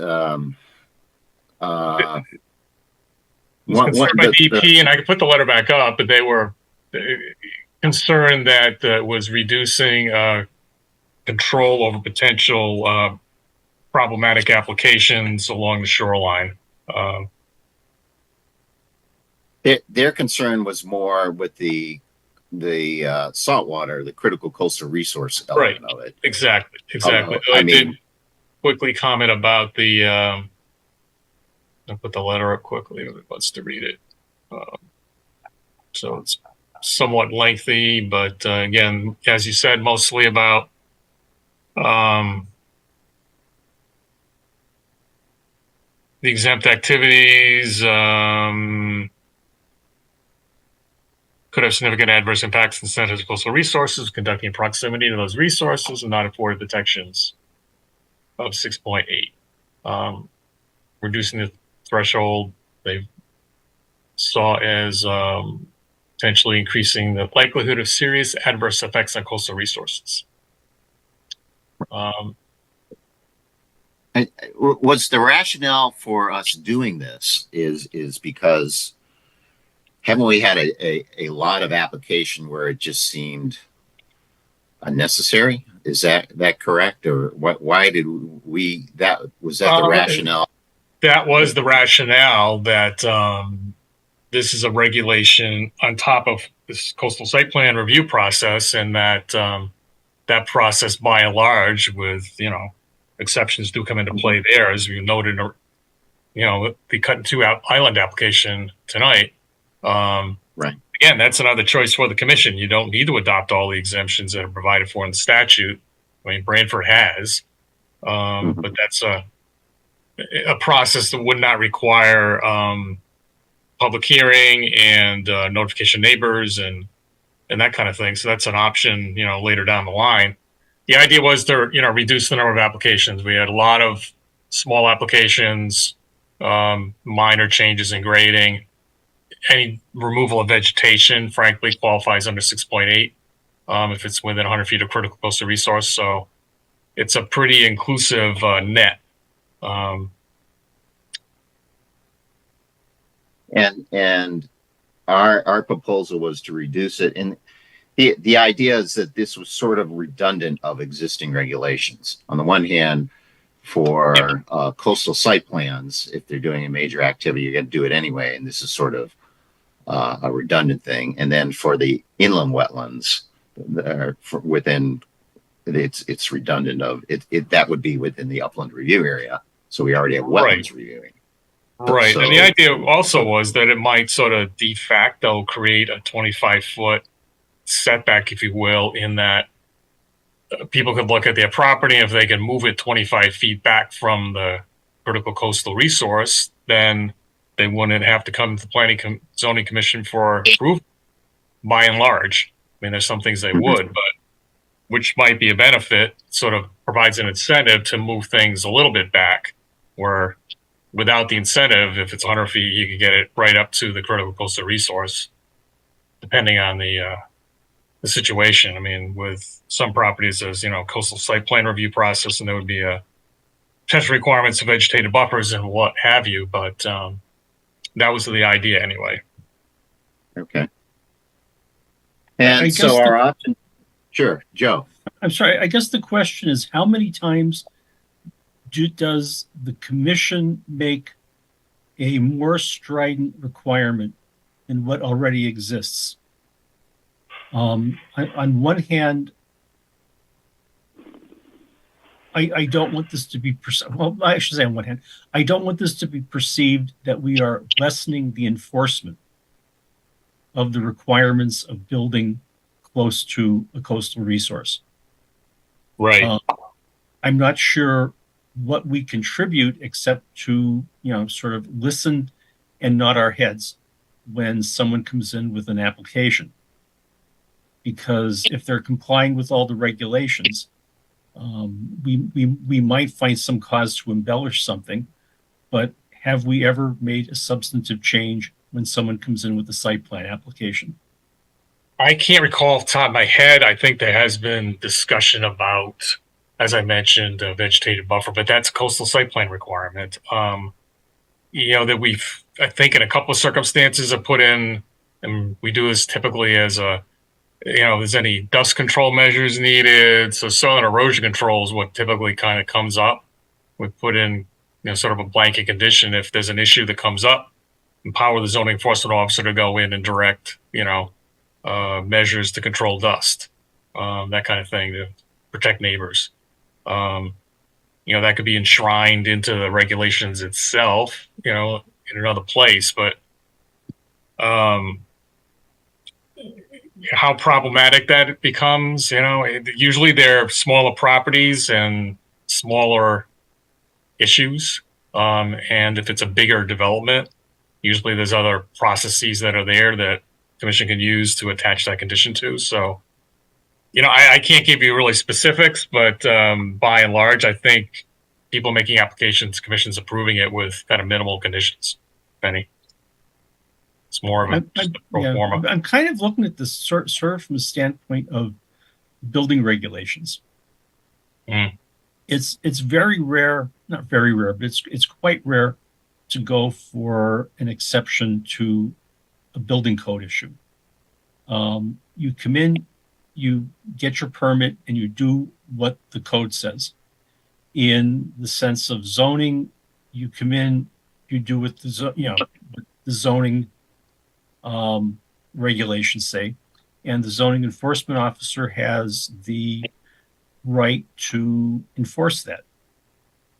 So, Yeah, I mean, it is a different process in the sense of how the regulations sort of function, and that if you don't come in for a certain review process, then the commission basically adds provisions, if you will, to the zoning regulations for specificity through the conditions. Sometimes the whole process, you would not see that with my understanding, the building code and permit review. You comply with the building code, you get your permit, you're done. Very frequent, rarely, if at all, I don't know there's even power to do it, to attach conditions and provisos on building permits in addition to the specific requirements of the code. It's very specific, the code, and that's the limit of the authority. Am I misstating that? Because that's my understanding. Yeah, no, that's true.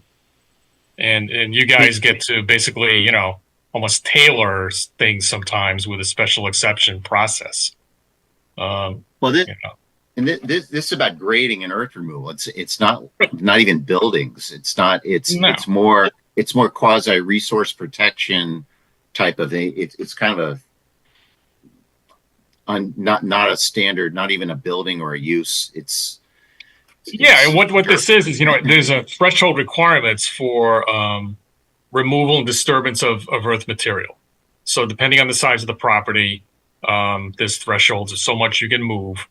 And so this applies throughout the whole town. And when you exceed the threshold, you need to come in for the review process, except if you're within 100 feet of a critical coastal resource, or except if you're within 100 feet of an inland wetland. In that case, the thresholds don't apply. Any removal of any vegetation, any disturbance of earth needs approval through 6.8, even if it's extremely minimal. The minimus line, we kind of like, we can't even see it on the plan. If it's not going to show up on the site plan, if it's less than a foot, I mean, it's not going to show up on a plan, so we don't, technically know about it. But it gets down to that level. But outside of these areas, you need to meet these thresholds for the 6.8 process to apply, for the approval to be required. The other testimony besides the DEP letter, which kind of threw them both in, what was most concerned about the critical coastal resource versus wetlands. There was Attorney Shansky who said that you spoke in support of this, that it should reduce it because it's a redundancy of the wetlands process. You don't need to do this if you're within 100 feet of a wetlands, you're already having to go to 4 wetlands, and this sort of covers that. That was her argument. And then you heard Attorney Ainsworth this evening sort of go the other way and say, no, we think it should be 100 feet because it's good for protection. Of course, both those attorneys are on the other sides of this 38 Howard, but yes, and that is it's having an active application sometimes I think cuts both ways, and it can bring up interesting implications of regulations that should be considered. On the other hand, it makes proposed regulation change very site specific, rather than the consideration being how does this apply throughout the town sometimes. So I think there's been a lot of testimony that this is in general a bad idea, or other testimony this could be a good idea. So yeah, I guess my question boils down to is, what are we contributing to the process, and is there sufficient enforcement to guarantee that proper work will be conducted? Yep.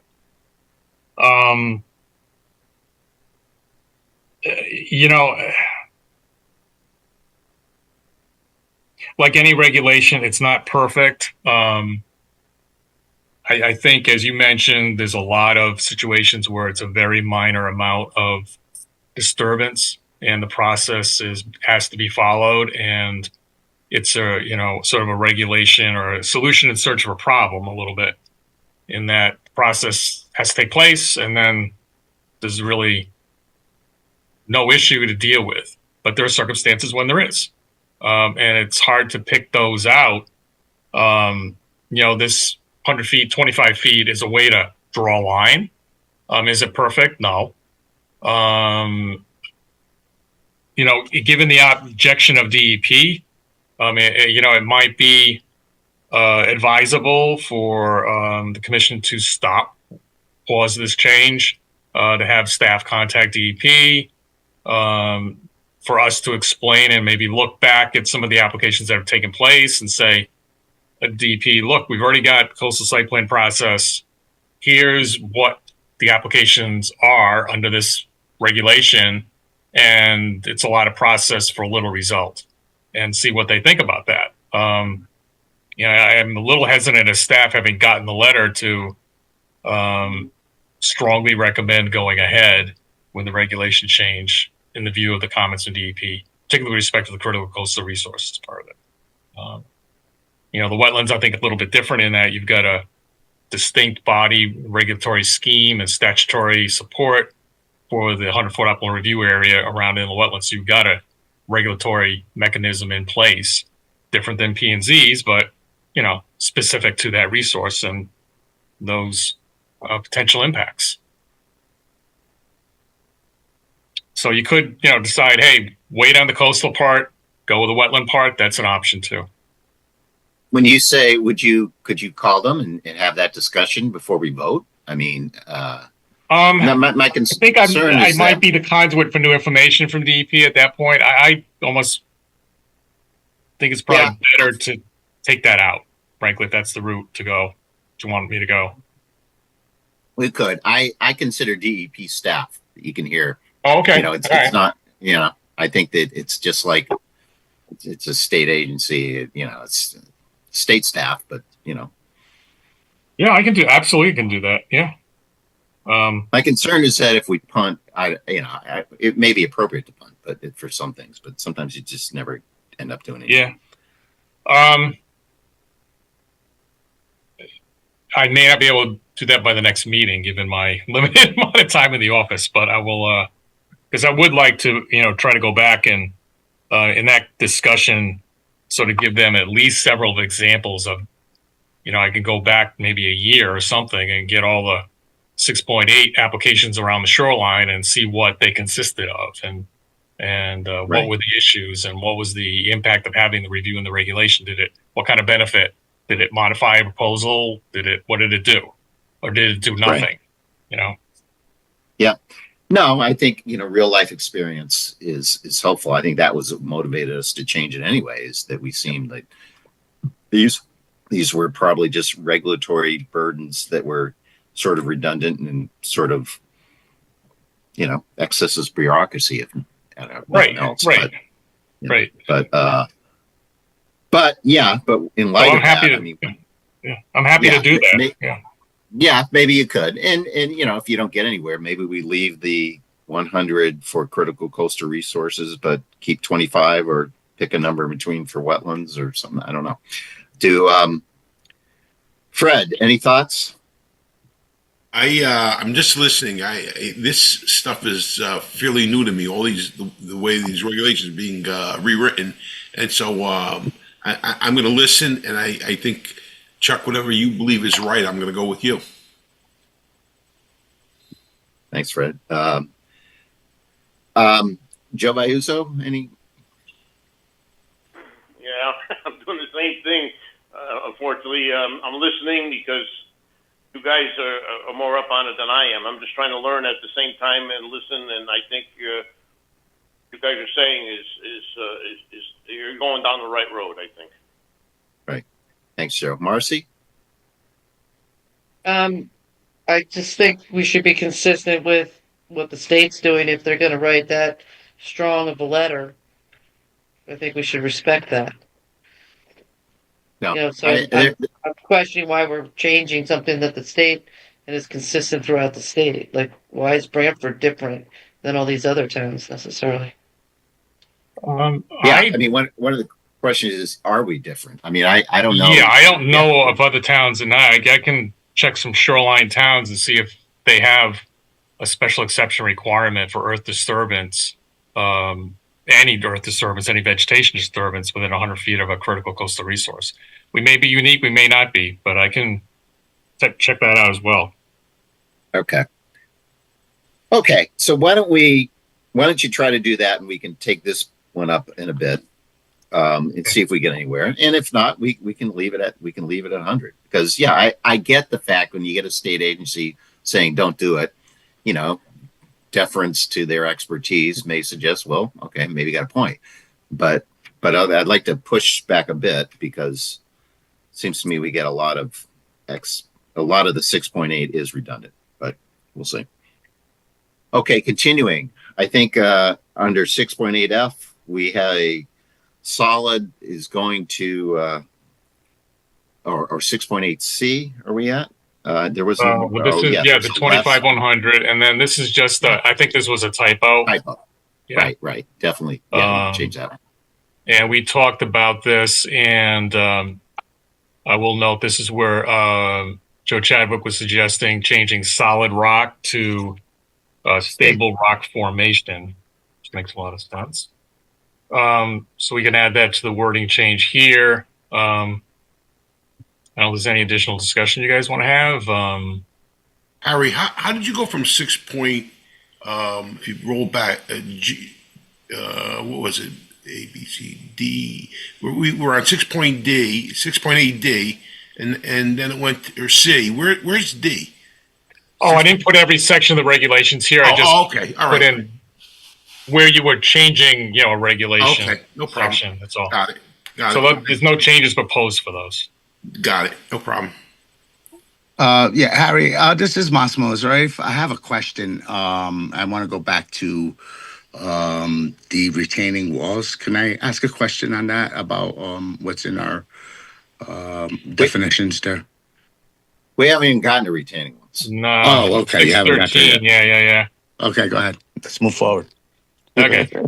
So we talked about this. This would just make rock slopes consistent with retaining walls in terms of having limit of 8 feet in height and the terracing requirement of 4 feet separation. We talked about this little typo or reference change, excuse me. I think we talked about this also. If anybody has any questions about, basically these come from conditions that the commission's been putting on approvals at the recommendation of the town engineer. So this sort of enshrines those conditions into the regs. This was a conflict between the requirements of the engineering department and the zoning regs. And the engineering department used to require 10, zoning required 10, engineering went to 2. So this would just keep it consistent. And here we are at retaining walls. Okay, so for retaining walls, Marcy, I know you recused yourself. We're not ready to vote yet, but I don't know. I guess I don't even know who's up, for I think it might be Sharon. I don't know, Sharon Amazimo. I don't know how you would even. Maybe you should just go with the 4 remaining commissioners. I don't know how you substitute one in for one part of it, but I'll leave that to you guys when we get there, I guess. Well, I think we should have somebody. I mean, we can have 2 separate votes, I suppose, where it's for all the sections except 613C, and then a vote on 613C, right? Is that how you would do it? Well, yeah, we're not voting tonight anyway. No, I understand that, but in terms of who's participating, right? Yeah. That brings one more person into the discussion right now. Right. This. Yeah, I wasn't at the February the last meeting, so I don't know if Massimo voted. I think all the commissioners were here at the last meeting, is my recollection. That's correct. Right, so then we're going backwards, and I was not here for a couple meetings, so I don't know if Evan's still on the line here. He is. He's popping up. I have in my calendar. I have it in my calendar that I voted January 16th. Okay. I don't remember the last time I voted. All right. Sounds like Massimo, you may be up. Yeah, I believe Massimo missed a few meetings, so I assume it's him. Okay. Did you attend all the public hearing? Were you at the last meeting? You just have to attend the public hearing. I was at the last meeting. For both. Okay. Okay. Yeah. So for the first part of the retaining wall, I mean, you added that, the measuring part of it. I think that's pretty uncontroversial, right? About how I mean, that's fixing something. They were pointing out that you could refit underground or something, and that wasn't the intent. Or yeah. Yeah, it makes it consistent with the measurement of other walls. Right. Sections. Right. Yeah. Right. Okay. And then we get to the issue of retaining walls over 3 feet in height requiring a zoning permit. So the issue is, should there be a setback for retaining walls under 3 feet in height? Setback from the property line, and I guess also from parking spaces. That's what this addresses. And this is my understanding. The summary is that I guess in 2015, the zoning enforcement authority at the time requested basically an interpretation of the regulation, and I think was suggesting that it should be read to exclude retaining walls over under 3 feet. So you would allow retaining walls under 3 feet to be close to the property line. And then there was a discussion about that. And there was, if you look at the definition of retaining wall, it's, and I don't know if you could pull that up. Let me see if I can. I think I might be able to.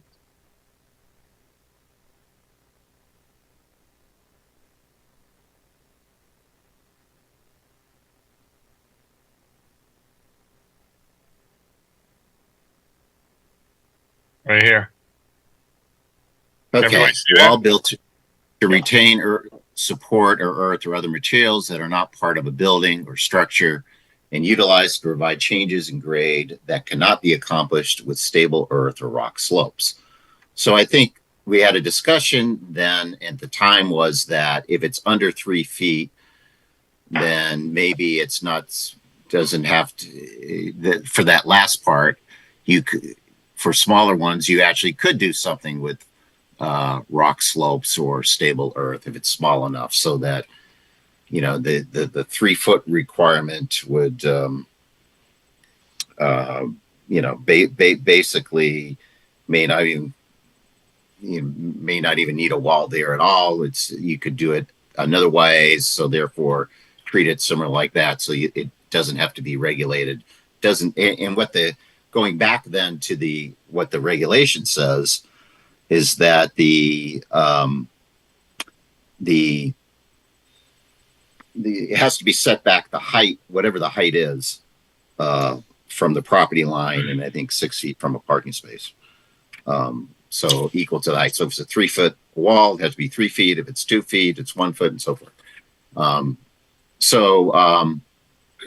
Anyway, that was an interpretation we made. I think it was requested, and apparently, based on what zoning officials had heard, and then and we kept it on for since then, and I probably affirmed it other times. But and so I think that the thought was in amending this that and we said, okay, let's put it explicitly in the regulations, and we never did, and so as part of our cleanup, let's just put it in the way we've been interpreting the last 10 almost 10 years or so. So that was sort of the background of this, and then I think we heard some new information at the public hearing. We heard particularly from property owners, from a specific, there's specific incidents where a retaining wall was on the property line and actually encroached over on the neighboring property. And apparently there was some flooding damage and some other issues. And there are other, the testimony about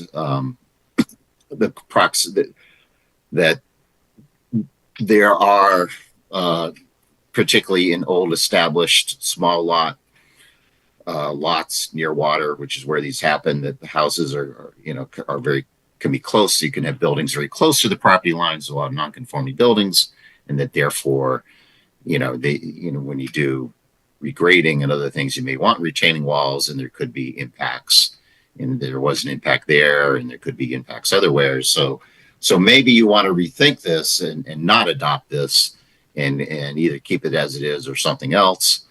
And there was, I'd say, public opposition for that. And we heard Harry did his listserv stuff that found a couple of towns that did not regulate it. Again, we're talking about retaining walls 3 foot or less, not all retaining walls, but 3 foot and less. And there are a couple were. And then we heard this evening about some other shoreline towns that apparently do regulate retaining walls, although it wasn't clear to me. I haven't looked at those regs as to whether we're talking about all retaining walls or where the under 3 feet issue, because that's the universe of what we're talking about. So there's a lot of new information about this, and that we're hearing, for having brought this up. The issue is, let's codify something the way our interpretation. But it's nice we get to hear some public comment on that. So that was that's sort of my background of this, and I think it's worth looking at, and I looking at some of the how other towns have done it, and maybe some engineering concerns and so forth. So anyway, let's talk about it, see what other people think about these things, because this is where we heard the most comment. Joe Chadwick, you want to start us off? Sure. I think there are a basket full of issues that this amendment doesn't take into consideration. Last time we met, I mentioned it doesn't address the problem of, are you on the uphill side or the downhill side of the retaining wall?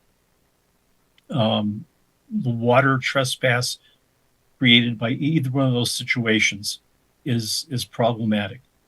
The problem of how close you get is a function of the soil characteristics and how close to a property line can you dig, and whether or not you can have basically buy permission from an adjacent owner, to put a retaining wall on the property line. Otherwise, if you start digging into a neighbor's yard, it's just trespass. That's pretty simple. I think that the writing of this and the expression of this ended up sort of just being a codification of a reaction in support of the zoning enforcement officer, and it isn't necessarily something that we tried to craft or develop specifically with the idea of what is a retaining wall, what does it mean, and how do you regulate it. And I really think we need to just sort of take a step back and a deep breath and think about this a little more. Thanks, Joe. Fred? Yeah, I think the most difficult thing we're faced with, and I kind of agree with Joe saying, is that I don't know if we could have one regulation that fits the kinds of situations that a retaining wall could create. And I don't know if this is possible or not, but it would almost seem better that that we, the regulation said in order to put in a wall, we have to have an engineer look at it, whether it's a town engineer or a private engineer, just like we talk about having landscape architects going in and looking at something, so that we have a better feel for what the conditions are. And then our own people, if they're not involved initially, they would go there also to supplement the initial report. But I think trying to find a single regulation that's going to deal with this problem, I think Joe raised some very good points about, are we trespassing? Water runoff is on the upside of the hill, the downside of the hill. And I don't see how one single regulation is going to accommodate all those conditions. As I said, I don't know if it's possible or not, but I'd rather say if we're going to have if a retaining wall is going to be built, these are the conditions. And then what happens is it gets decided upon conditions, using engineers as one means to decide whether it's a good idea, how high, whatever. And it takes the burden away from everybody, the property owners, even the commission, to make a decision based on a regulation that may not fit that particular situation. So I agree with Joe. I think there were a lot of conditions that a simple retaining wall is going to, be faced with, and will one regulation accomplish all of it? I think it would probably create more confusion than anything. And so, just like we talked about, as I said earlier, on projects, we should have a landscape architect go in and take a look at. Maybe we need that same kind of mentality with a wall, a retaining wall. So that's what I would say. Thanks, Fred. Just saying, in fairness, I think what we were doing here, we weren't really trying to rewrite our regulation retaining walls. There are this section 6.13C has there's like 7 parts, and one of them requires that it be designed by a registered professional engineer. There's another one that addresses drainage at the base of the wall. Okay. Shall be properly managed. So it's not like those things aren't addressed. It's this is mainly just the setback issue, and there are some other parts of it that are there. But I mean, it's still just fair point. Just to Well, Chuck, would the setback issue be addressed by the engineer?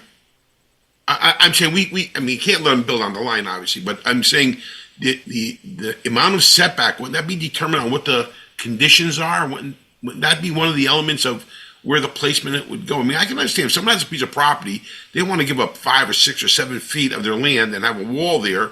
It's almost inconvenient. I think it's a tough call. No matter what we do, it's a tough call. Yeah, no, I think you're right, and maybe we need to look more fully. And that sort of, I don't think we went into this thinking that we're changing things. We're simply codifying what we had, but maybe we should. I mean, that's the point. We heard some new stuff. So okay. Joe Vayuzo, thoughts? Yeah, I guess I've been thinking, but I never gave it. When I'm thinking of these small walls, I'm not thinking of these really close, small properties, which we got some people that commented on, and having a couple of situations where somebody put that 3-footer under wall on the property line and it starts creating problems.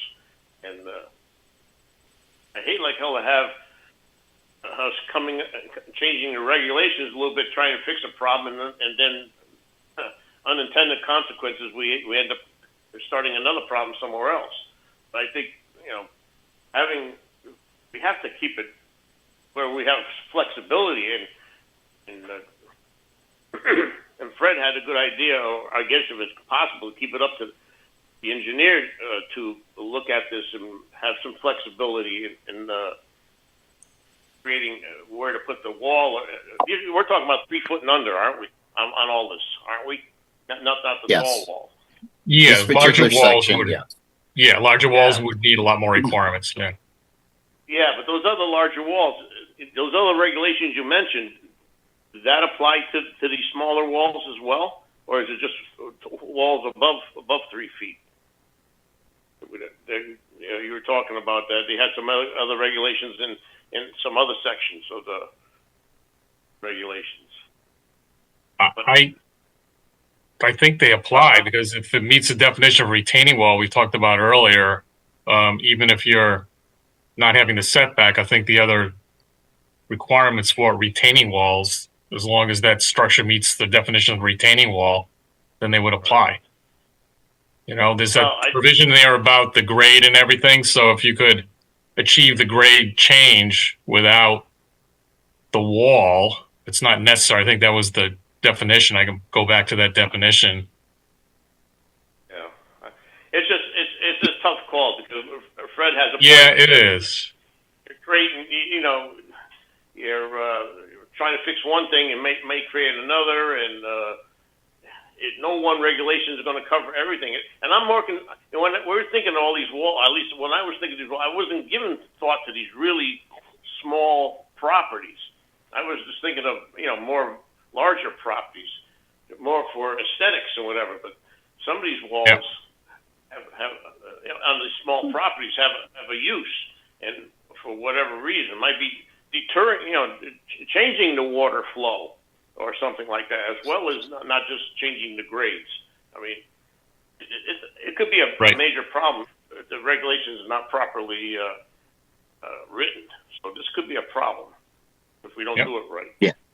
Yeah, the problem with any zoning regulation is, I mean, you say you want flexibility, but you can't. I mean, yeah, a setback is a setback. I mean, that's in theory why you have ZBAs, and frankly, that's what the neighbors had said. That's their suggestion that, hey, if you know, keep it or 3 feet, keep it that you keep the setback in for all retaining walls, which is not how we've interpreted it, but that's arguably how it's written. And if someone thinks they can do it, they can apply for a variance. That's show a hardship or something. So that is, yeah. Especially small. Yeah. So building a rock wall on the property line is pretty hard to do if the neighbor next door doesn't want you on their property. You know. And then the maintenance. I think setbacks need to be enforced or need to be inputted in the regulations a little bit, not something that's on the property line. Right. At least I'm thinking that way right now, but who knows? If there might be someone else coming up with another idea. Sure. Massimo, do you have any thoughts? Yeah, I mean, I think, you know, first of all, I think setbacks are really important in a situation, even if the wall is under 3 feet, because obviously, when you go up to a property line, it creates problems for the neighbors. And I think, you know, if we're going to affect, you know, floods in our neighbors' properties, I think that's a really big concern. You know, I just trying to see here, like, there's nothing that defines like terraces or necessary versus non-necessary walls in our language. And I think the language suggests about necessary is relevant to build these walls. You know, that some should be put within language to that point. You know, and you know, like so if you put, you know, my thing is if. You know, I mentioned the word terraces. Like, so if you put a 3-foot wall up to someone's property and then you decide to build a terrace there and then the water is going to drip down into the neighbor's property. I mean, you know, I think the definitions have to be, you know, kind of spelled out here to where, you know, it constitutes a necessary wall. If it's within a setback, you mean? I mean, if people want to grade their property, and I don't have a problem with it if it doesn't affect the neighbors. What I mean, but most of the, we're just talking like, about I think setback. Yeah, exactly. Okay. Yeah. Okay. Yeah. Okay. Yeah. Okay. Well, I mean, it sounds like the sense I'm hearing is that we need to look at this further. I mean, Joe Chadwick, you mentioned at the beginning the distinction between, you know, the uphill and the downhill. There's been a number of other towns that have looked at this in some fashion. I think we started out thinking this was rather non-controversial, that this is the way we've simply been interpreting it, and frankly hadn't heard a lot of protest. But it looks like, you know, there with a smaller lot situation, there could be issues. It sounds like it's worth exploring more. I mean, that's sort of my sense of where this is. And this, you know, with the intent being, this wasn't an intent to rewrite. It was intent just to codify what we thought was a relatively uncontroversial something, and it turns out it is. So maybe we need to look further at this. I mean, that's sort of my sense. I don't know, people agree with that? Yes, I agree. Yes, I think so, but I'm reading these side by side, and the differences are minuscule, and I'm scratching my head at how you know the sort of tempest that it's stirred up. What's differences? Looking what side by side? What are you talking about, John? The code as it's written now, or the ordinance as it's written now, and the proposal. Proposal is to add words over 3 feet in height. Yeah. So that that's the only change we're talking about. That's it. Yeah. And so that's what we're talking about. A setback for retaining walls under 3 feet. Do you need one? And this, the way we've interpreted it and the way this would codify it would be, if it's under 3 feet, you don't. You can put that up to your property line. Yeah, I think the part where a lesser setback is necessary to provide for adequate sight lines or for transitions and graded intersection, that's a little squishy, but it is. No, that's existing squishiness, right? Right. Yeah, it's existing, yeah. But yeah. I don't see. I'm scratching my head at how this has gotten to take the momentum it has. Yeah, I don't know. I mean, part of it we'll probably see further when we get this. I mean, it's on our agenda.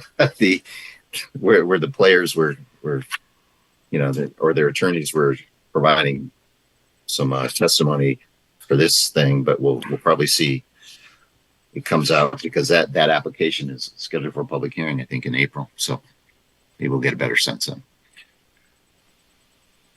Well, Joe, I don't know. I mean, Joe Chadwick, do you think there's, again, that the language wasn't intended, I think, to be a change, or it was intended to just codify, but you're right. So it isn't drastic, but I think it still raises issues. Should we have a setback or not? And that's, for under 3 foot retaining walls. And I don't know. I mean, there's enough for me to say, let's look further. That's sort of where I'm at. I'm 100% with you on that. Yeah. Okay. So it sounds like we're not. It sounds like we may punt on this, but so let's go on, Harry, to the next section. Again, this is a typo, 7.3. I'm sorry? Marcy's back in. I'm just saying. Yep. As soon as we went over the line here. Right. This vehicle queuing, there was an interpretation regarding the McDonald's application. I think we've talked about that. And this reflects the interpretation provided then by the commission. A lot of this language of nonconformities is problematic with respect to changes that have been made in state statute. So that's why that's proposed for removal. Just frankly, some wording that in Stony Creek Village District, keep it, because should be considered the same as the town center district. Little wording change, town city planner. This we've talked about before. Right now, there is a requirement to file a site plan for a special exception approval process in the town clerk's office on the records of the town clerk. Even if the special exception does not include a change to an existing site plan, and discussed how the records down there, even though they are available digitally, also need to be retained as hard copies, at least at the moment. So it could, and has, potentially created some storage issues. And we have a file copy up here in the records, and it's also, these things have all been digitized in terms of the records of the commission. So the idea is to get rid of that requirement. This whole motor vehicle location approval process, all replaced, redone by the state statute change yet again, last of several changes, and now it's with the zoning enforcement officer, not strictly a zoning issue anyway. Several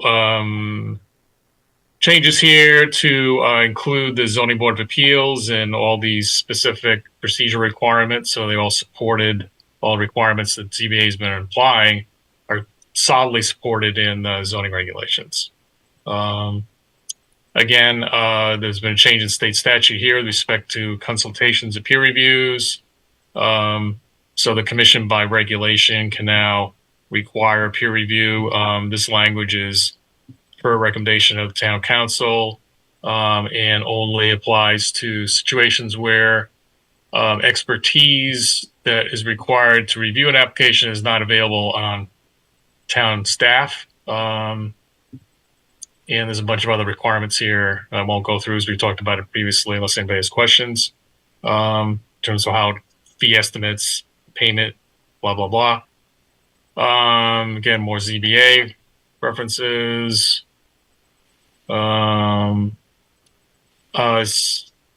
This change would follow the wording of the state statute and would give us, frankly, a little more time to make the referral. Statute says it's the day of receipt, not the day of submission to the Planning and Zoning Department. So we don't need to do it on the day of 7 days from the date of submission. That gives us a little more time and allowed by statute. ZBA reference. Again, updating references to portions of the statute, and we got a comment on this from DP. So I think there should be one more change here. I want to say it's 22-104. So I will double check that.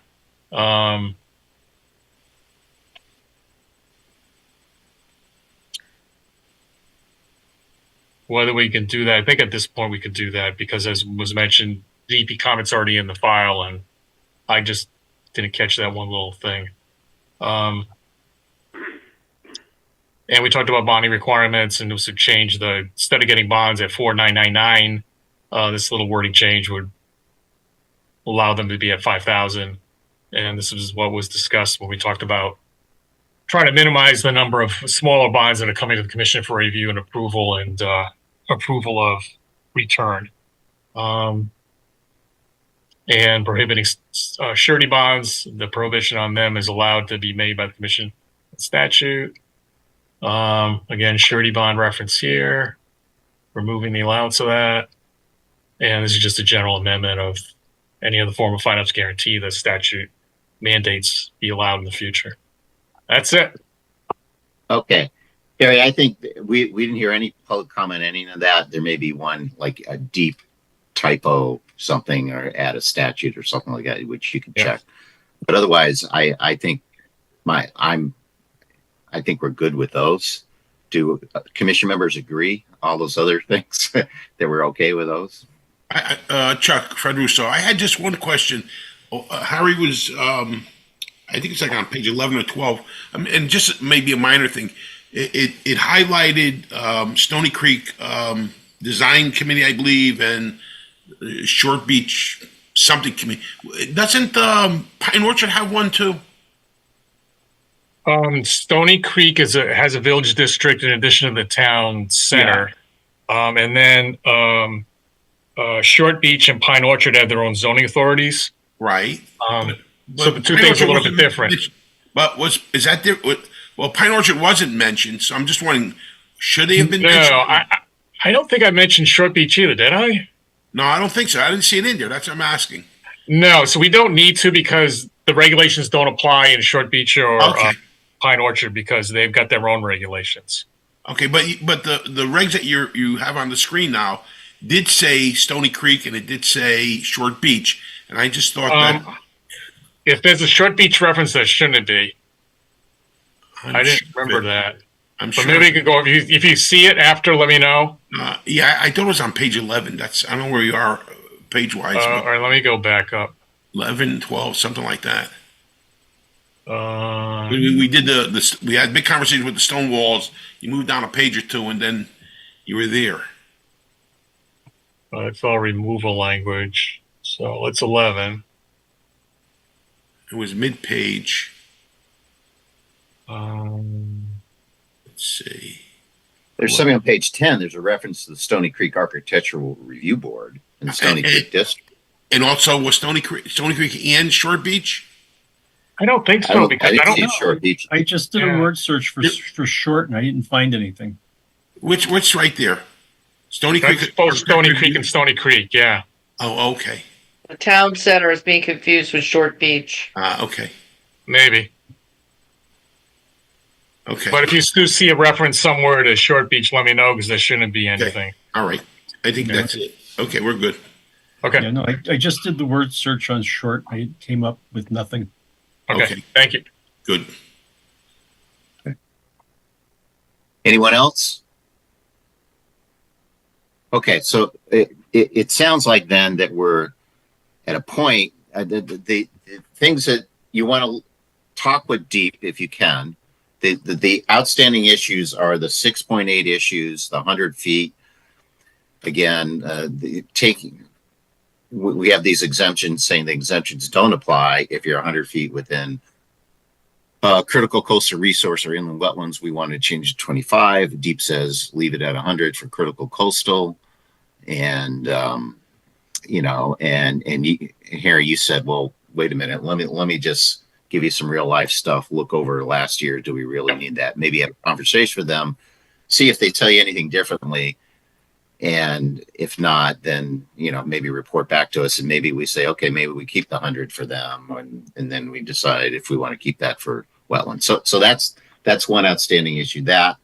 And then I think it sounds like for the retaining walls, I think we're good on the height measurement. That's still part of that in that section, changing that. I think that's a correction.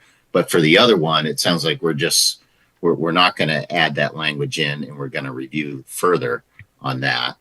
Apart from this application, the further review would be outside of this, right? Yeah. Outside of this application. Okay. And then you just mentioned something, another Deep comment. There's the statutory reference. Right, statutory reference, and then there was a rock slope versus or whatever. Joe Chadwick made a correction to a word here. Right, solid rock to a solid a rock. Yeah, stable rock formation. Yeah. So I think if you can compile that, I don't know if you'll be ready. If you'll have comment back from Deep.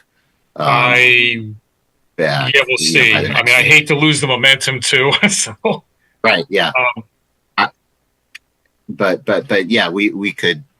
I don't know if we'll be ready to vote at the next meeting. That's my question, or maybe it's 2 meetings. It sounds like I can. I'll try to do a quick selection, or at least touch base with DEP. If they're, I think what I'm understanding you want to know is, are they essentially adamant in their comments, or given additional information from me, would they, potentially modify their comments? Right. And I mean, one option certainly is to just say, hey, when in doubt, don't, and just don't change the reg with respect to the coastal resources, at least. And then you can consider whether to change it with respect to the inland wetlands.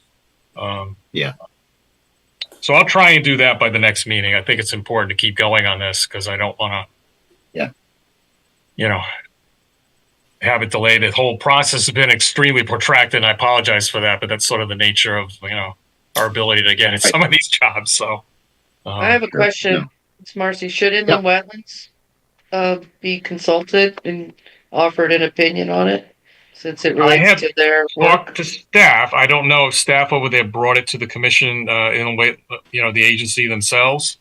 I can check with Jamie Frederick and see if she wants to do that. But I think there was, at least from staff, support for the change, with the understanding inland wetlands is already regulating the upland review area, and that it might create a de facto setback from inland wetlands that might be beneficial.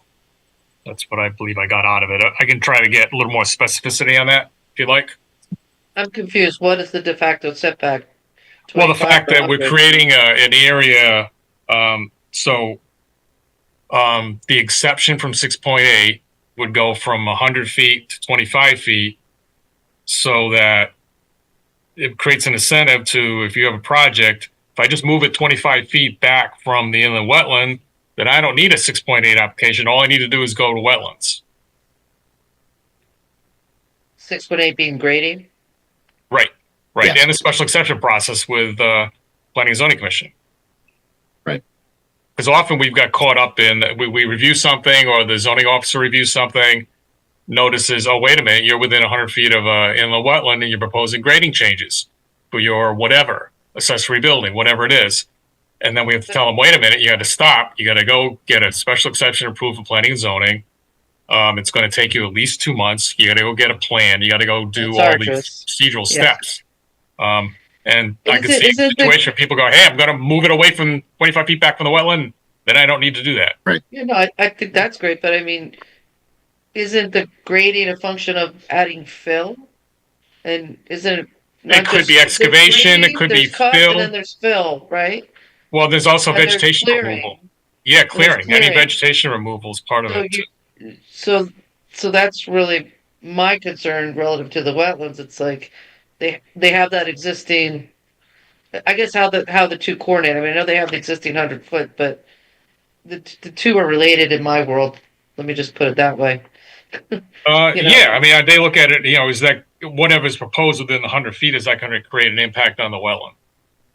And I often want to have some input on the site grading on a project, and I want to have input on minimizing disruption to vegetation, and I want to see vegetation shown on surveys, and have a discussion around. I think we have a lot of open-ended topics that we started with the landscape regulation that we haven't really resolved. But what I was getting from that is that I don't think there should be two standards, one for commercial and one for residential. I think we need to have one standard running across, and this is a little off track, but running across the community as far as the expectation for documenting what's there and what's impacted. Maybe there's different rules and guidelines about what we require when they're building a new house as far as like a 25% landscape around the building. But I mean, I think those are just sort of that's just basic information that's relevant to whatever application we're considering, is understanding what earth is being disturbed, what vegetation is being disturbed, or not, and that's why we ask for grading on applications, whether it's a fill condition requiring a 6.8 or not. Yeah, if it's in front of you, sure, but most residential approvals, I mean, by and large, single-family house construction or accessory buildings, as long as they're obeying the setbacks and everything else, and within the height limit and size limits, are just zoning officer approvals. That's sort of been the, I mean, very rarely. I've worked in one town where they had a commission approval process for single-family houses, but I've never, no other committee, municipality I've worked for in 4 different states has really reviewed individual home construction and accessory buildings at a commission level. But that's up to you guys. Well, I mean, that's the whole function of our subdivision regulations, which I think should be consistent with our zoning regulations personally. Yeah, it all depends what you want to do going forward. Absolutely. Yeah. But we got to do, I mean, on the back burner is the whole rewrite of our landscaping regs. So, yeah, at this point, given, well, we're going to get the planners report, so I won't say anything else. Okay. We'll get there. There'll be a discussion later on. So I got to stop right here with my. Okay. Okay. So anything else on the amendments? Because then we'll not then. So Harry's going to speak at DEP. We'll report back either next meeting or the following meeting. Yep. And then maybe we'll be in a position to vote. Okay. Moving on then to old business. Item number 1 of old business is, guess what? 38 Howard Avenue. Kim McCabe and Charles Watts, applicants owners, and that we have a section 6.8 special exception for scheduled for public hearing on April 3rd. So we'll that should be fun. And then for item number 2, it looks like I have a public hearing. The next one for old business, 4 dwelling units at 48 Cedar. So nothing to do tonight on that. For new business, there's 2 items. Item number 1, Mariners Landing. 5246. It's Mariners Landing. That's an approval of the special exception modifying that Mariners Landing. That's the one, obviously right by Stony Creek Brewery.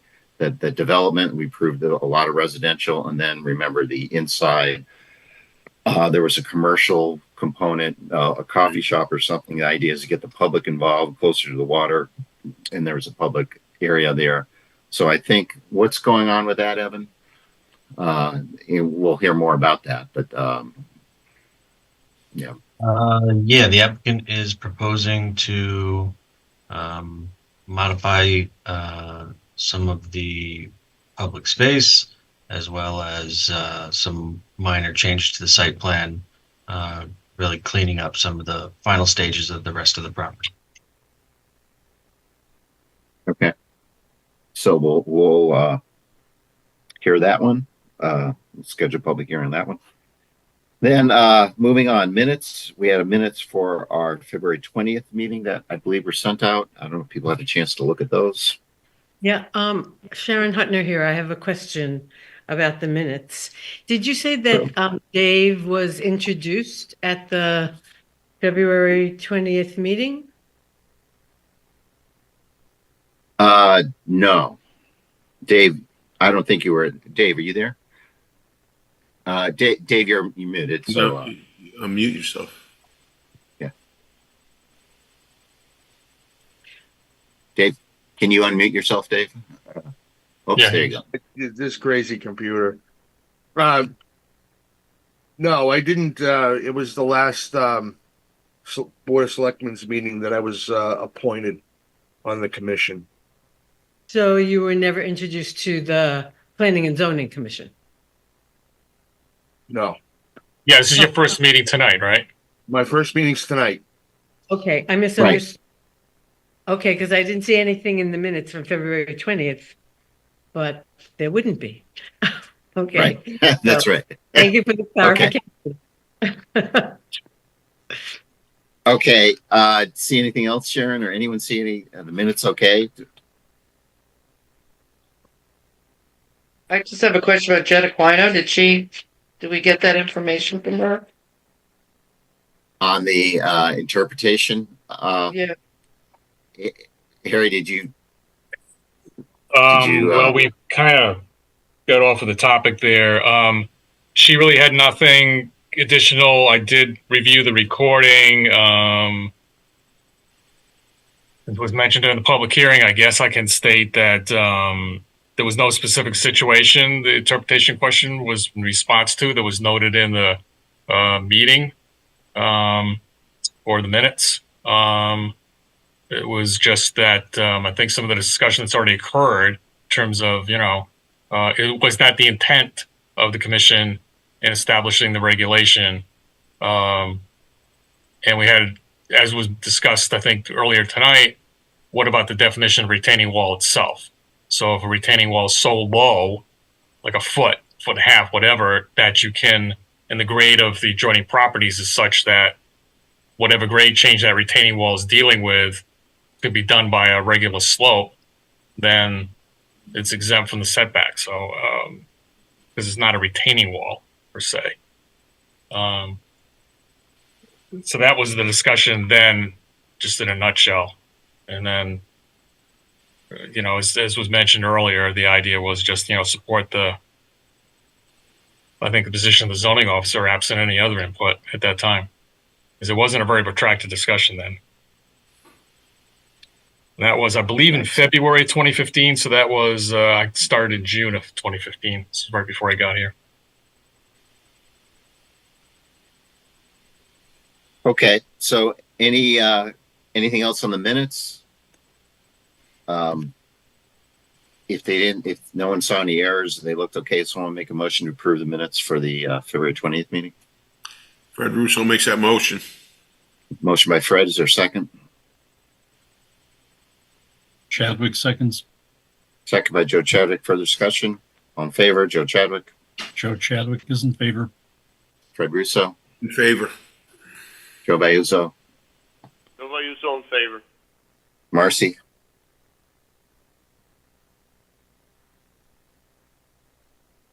Marcy. I thought I unmuted. I'm sorry. Marcy's in favor.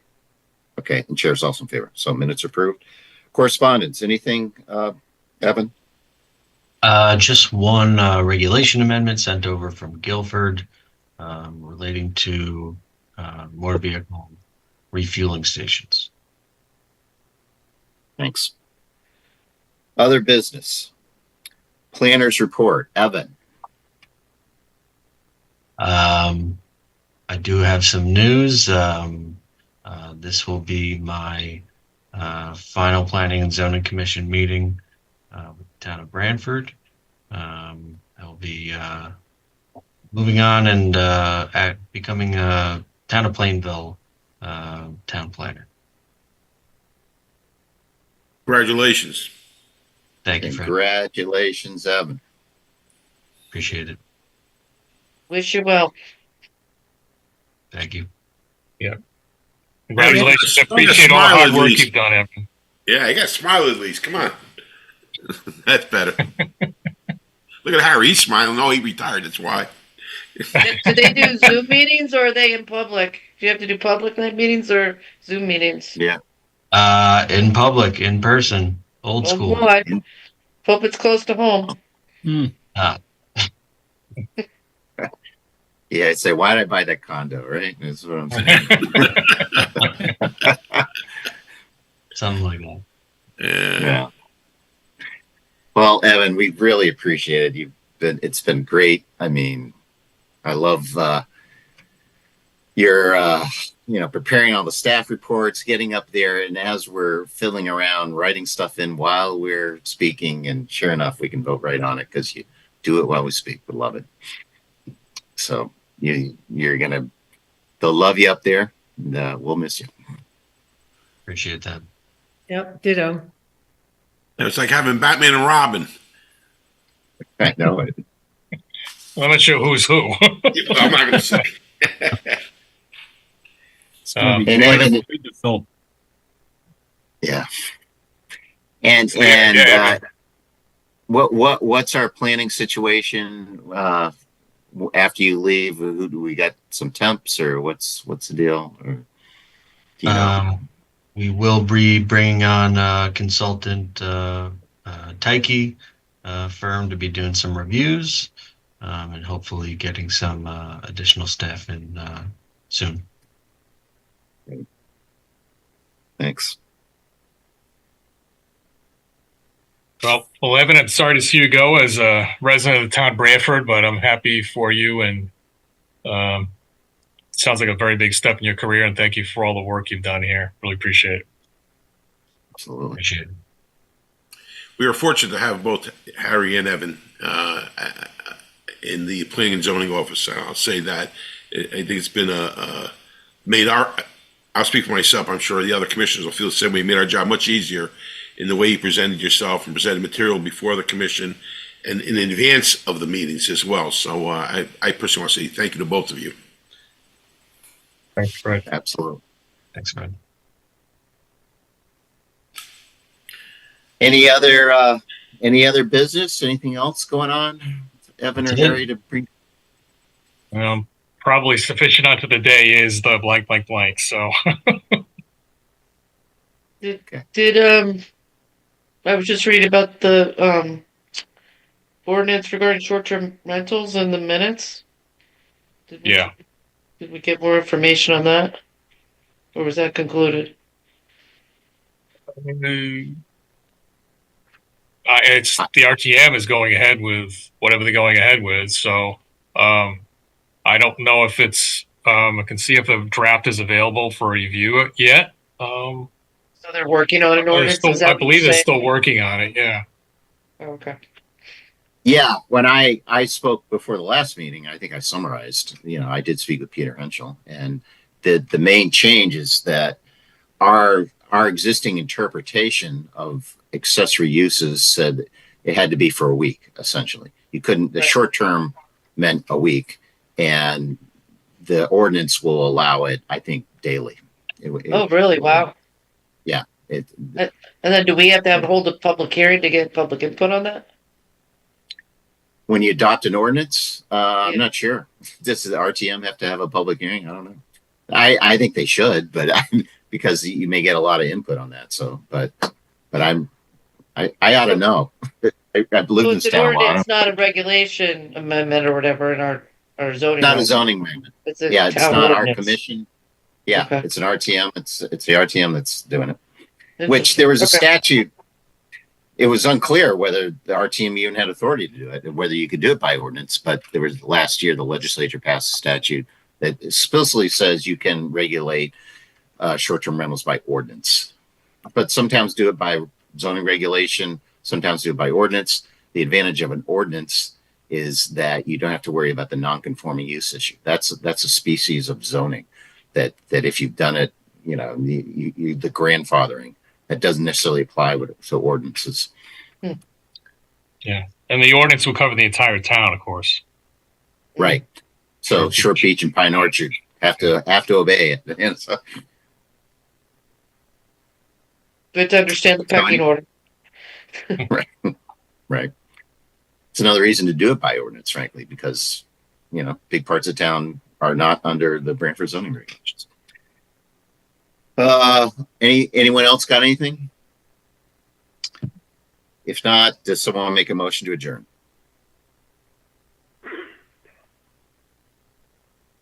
I'll make that motion.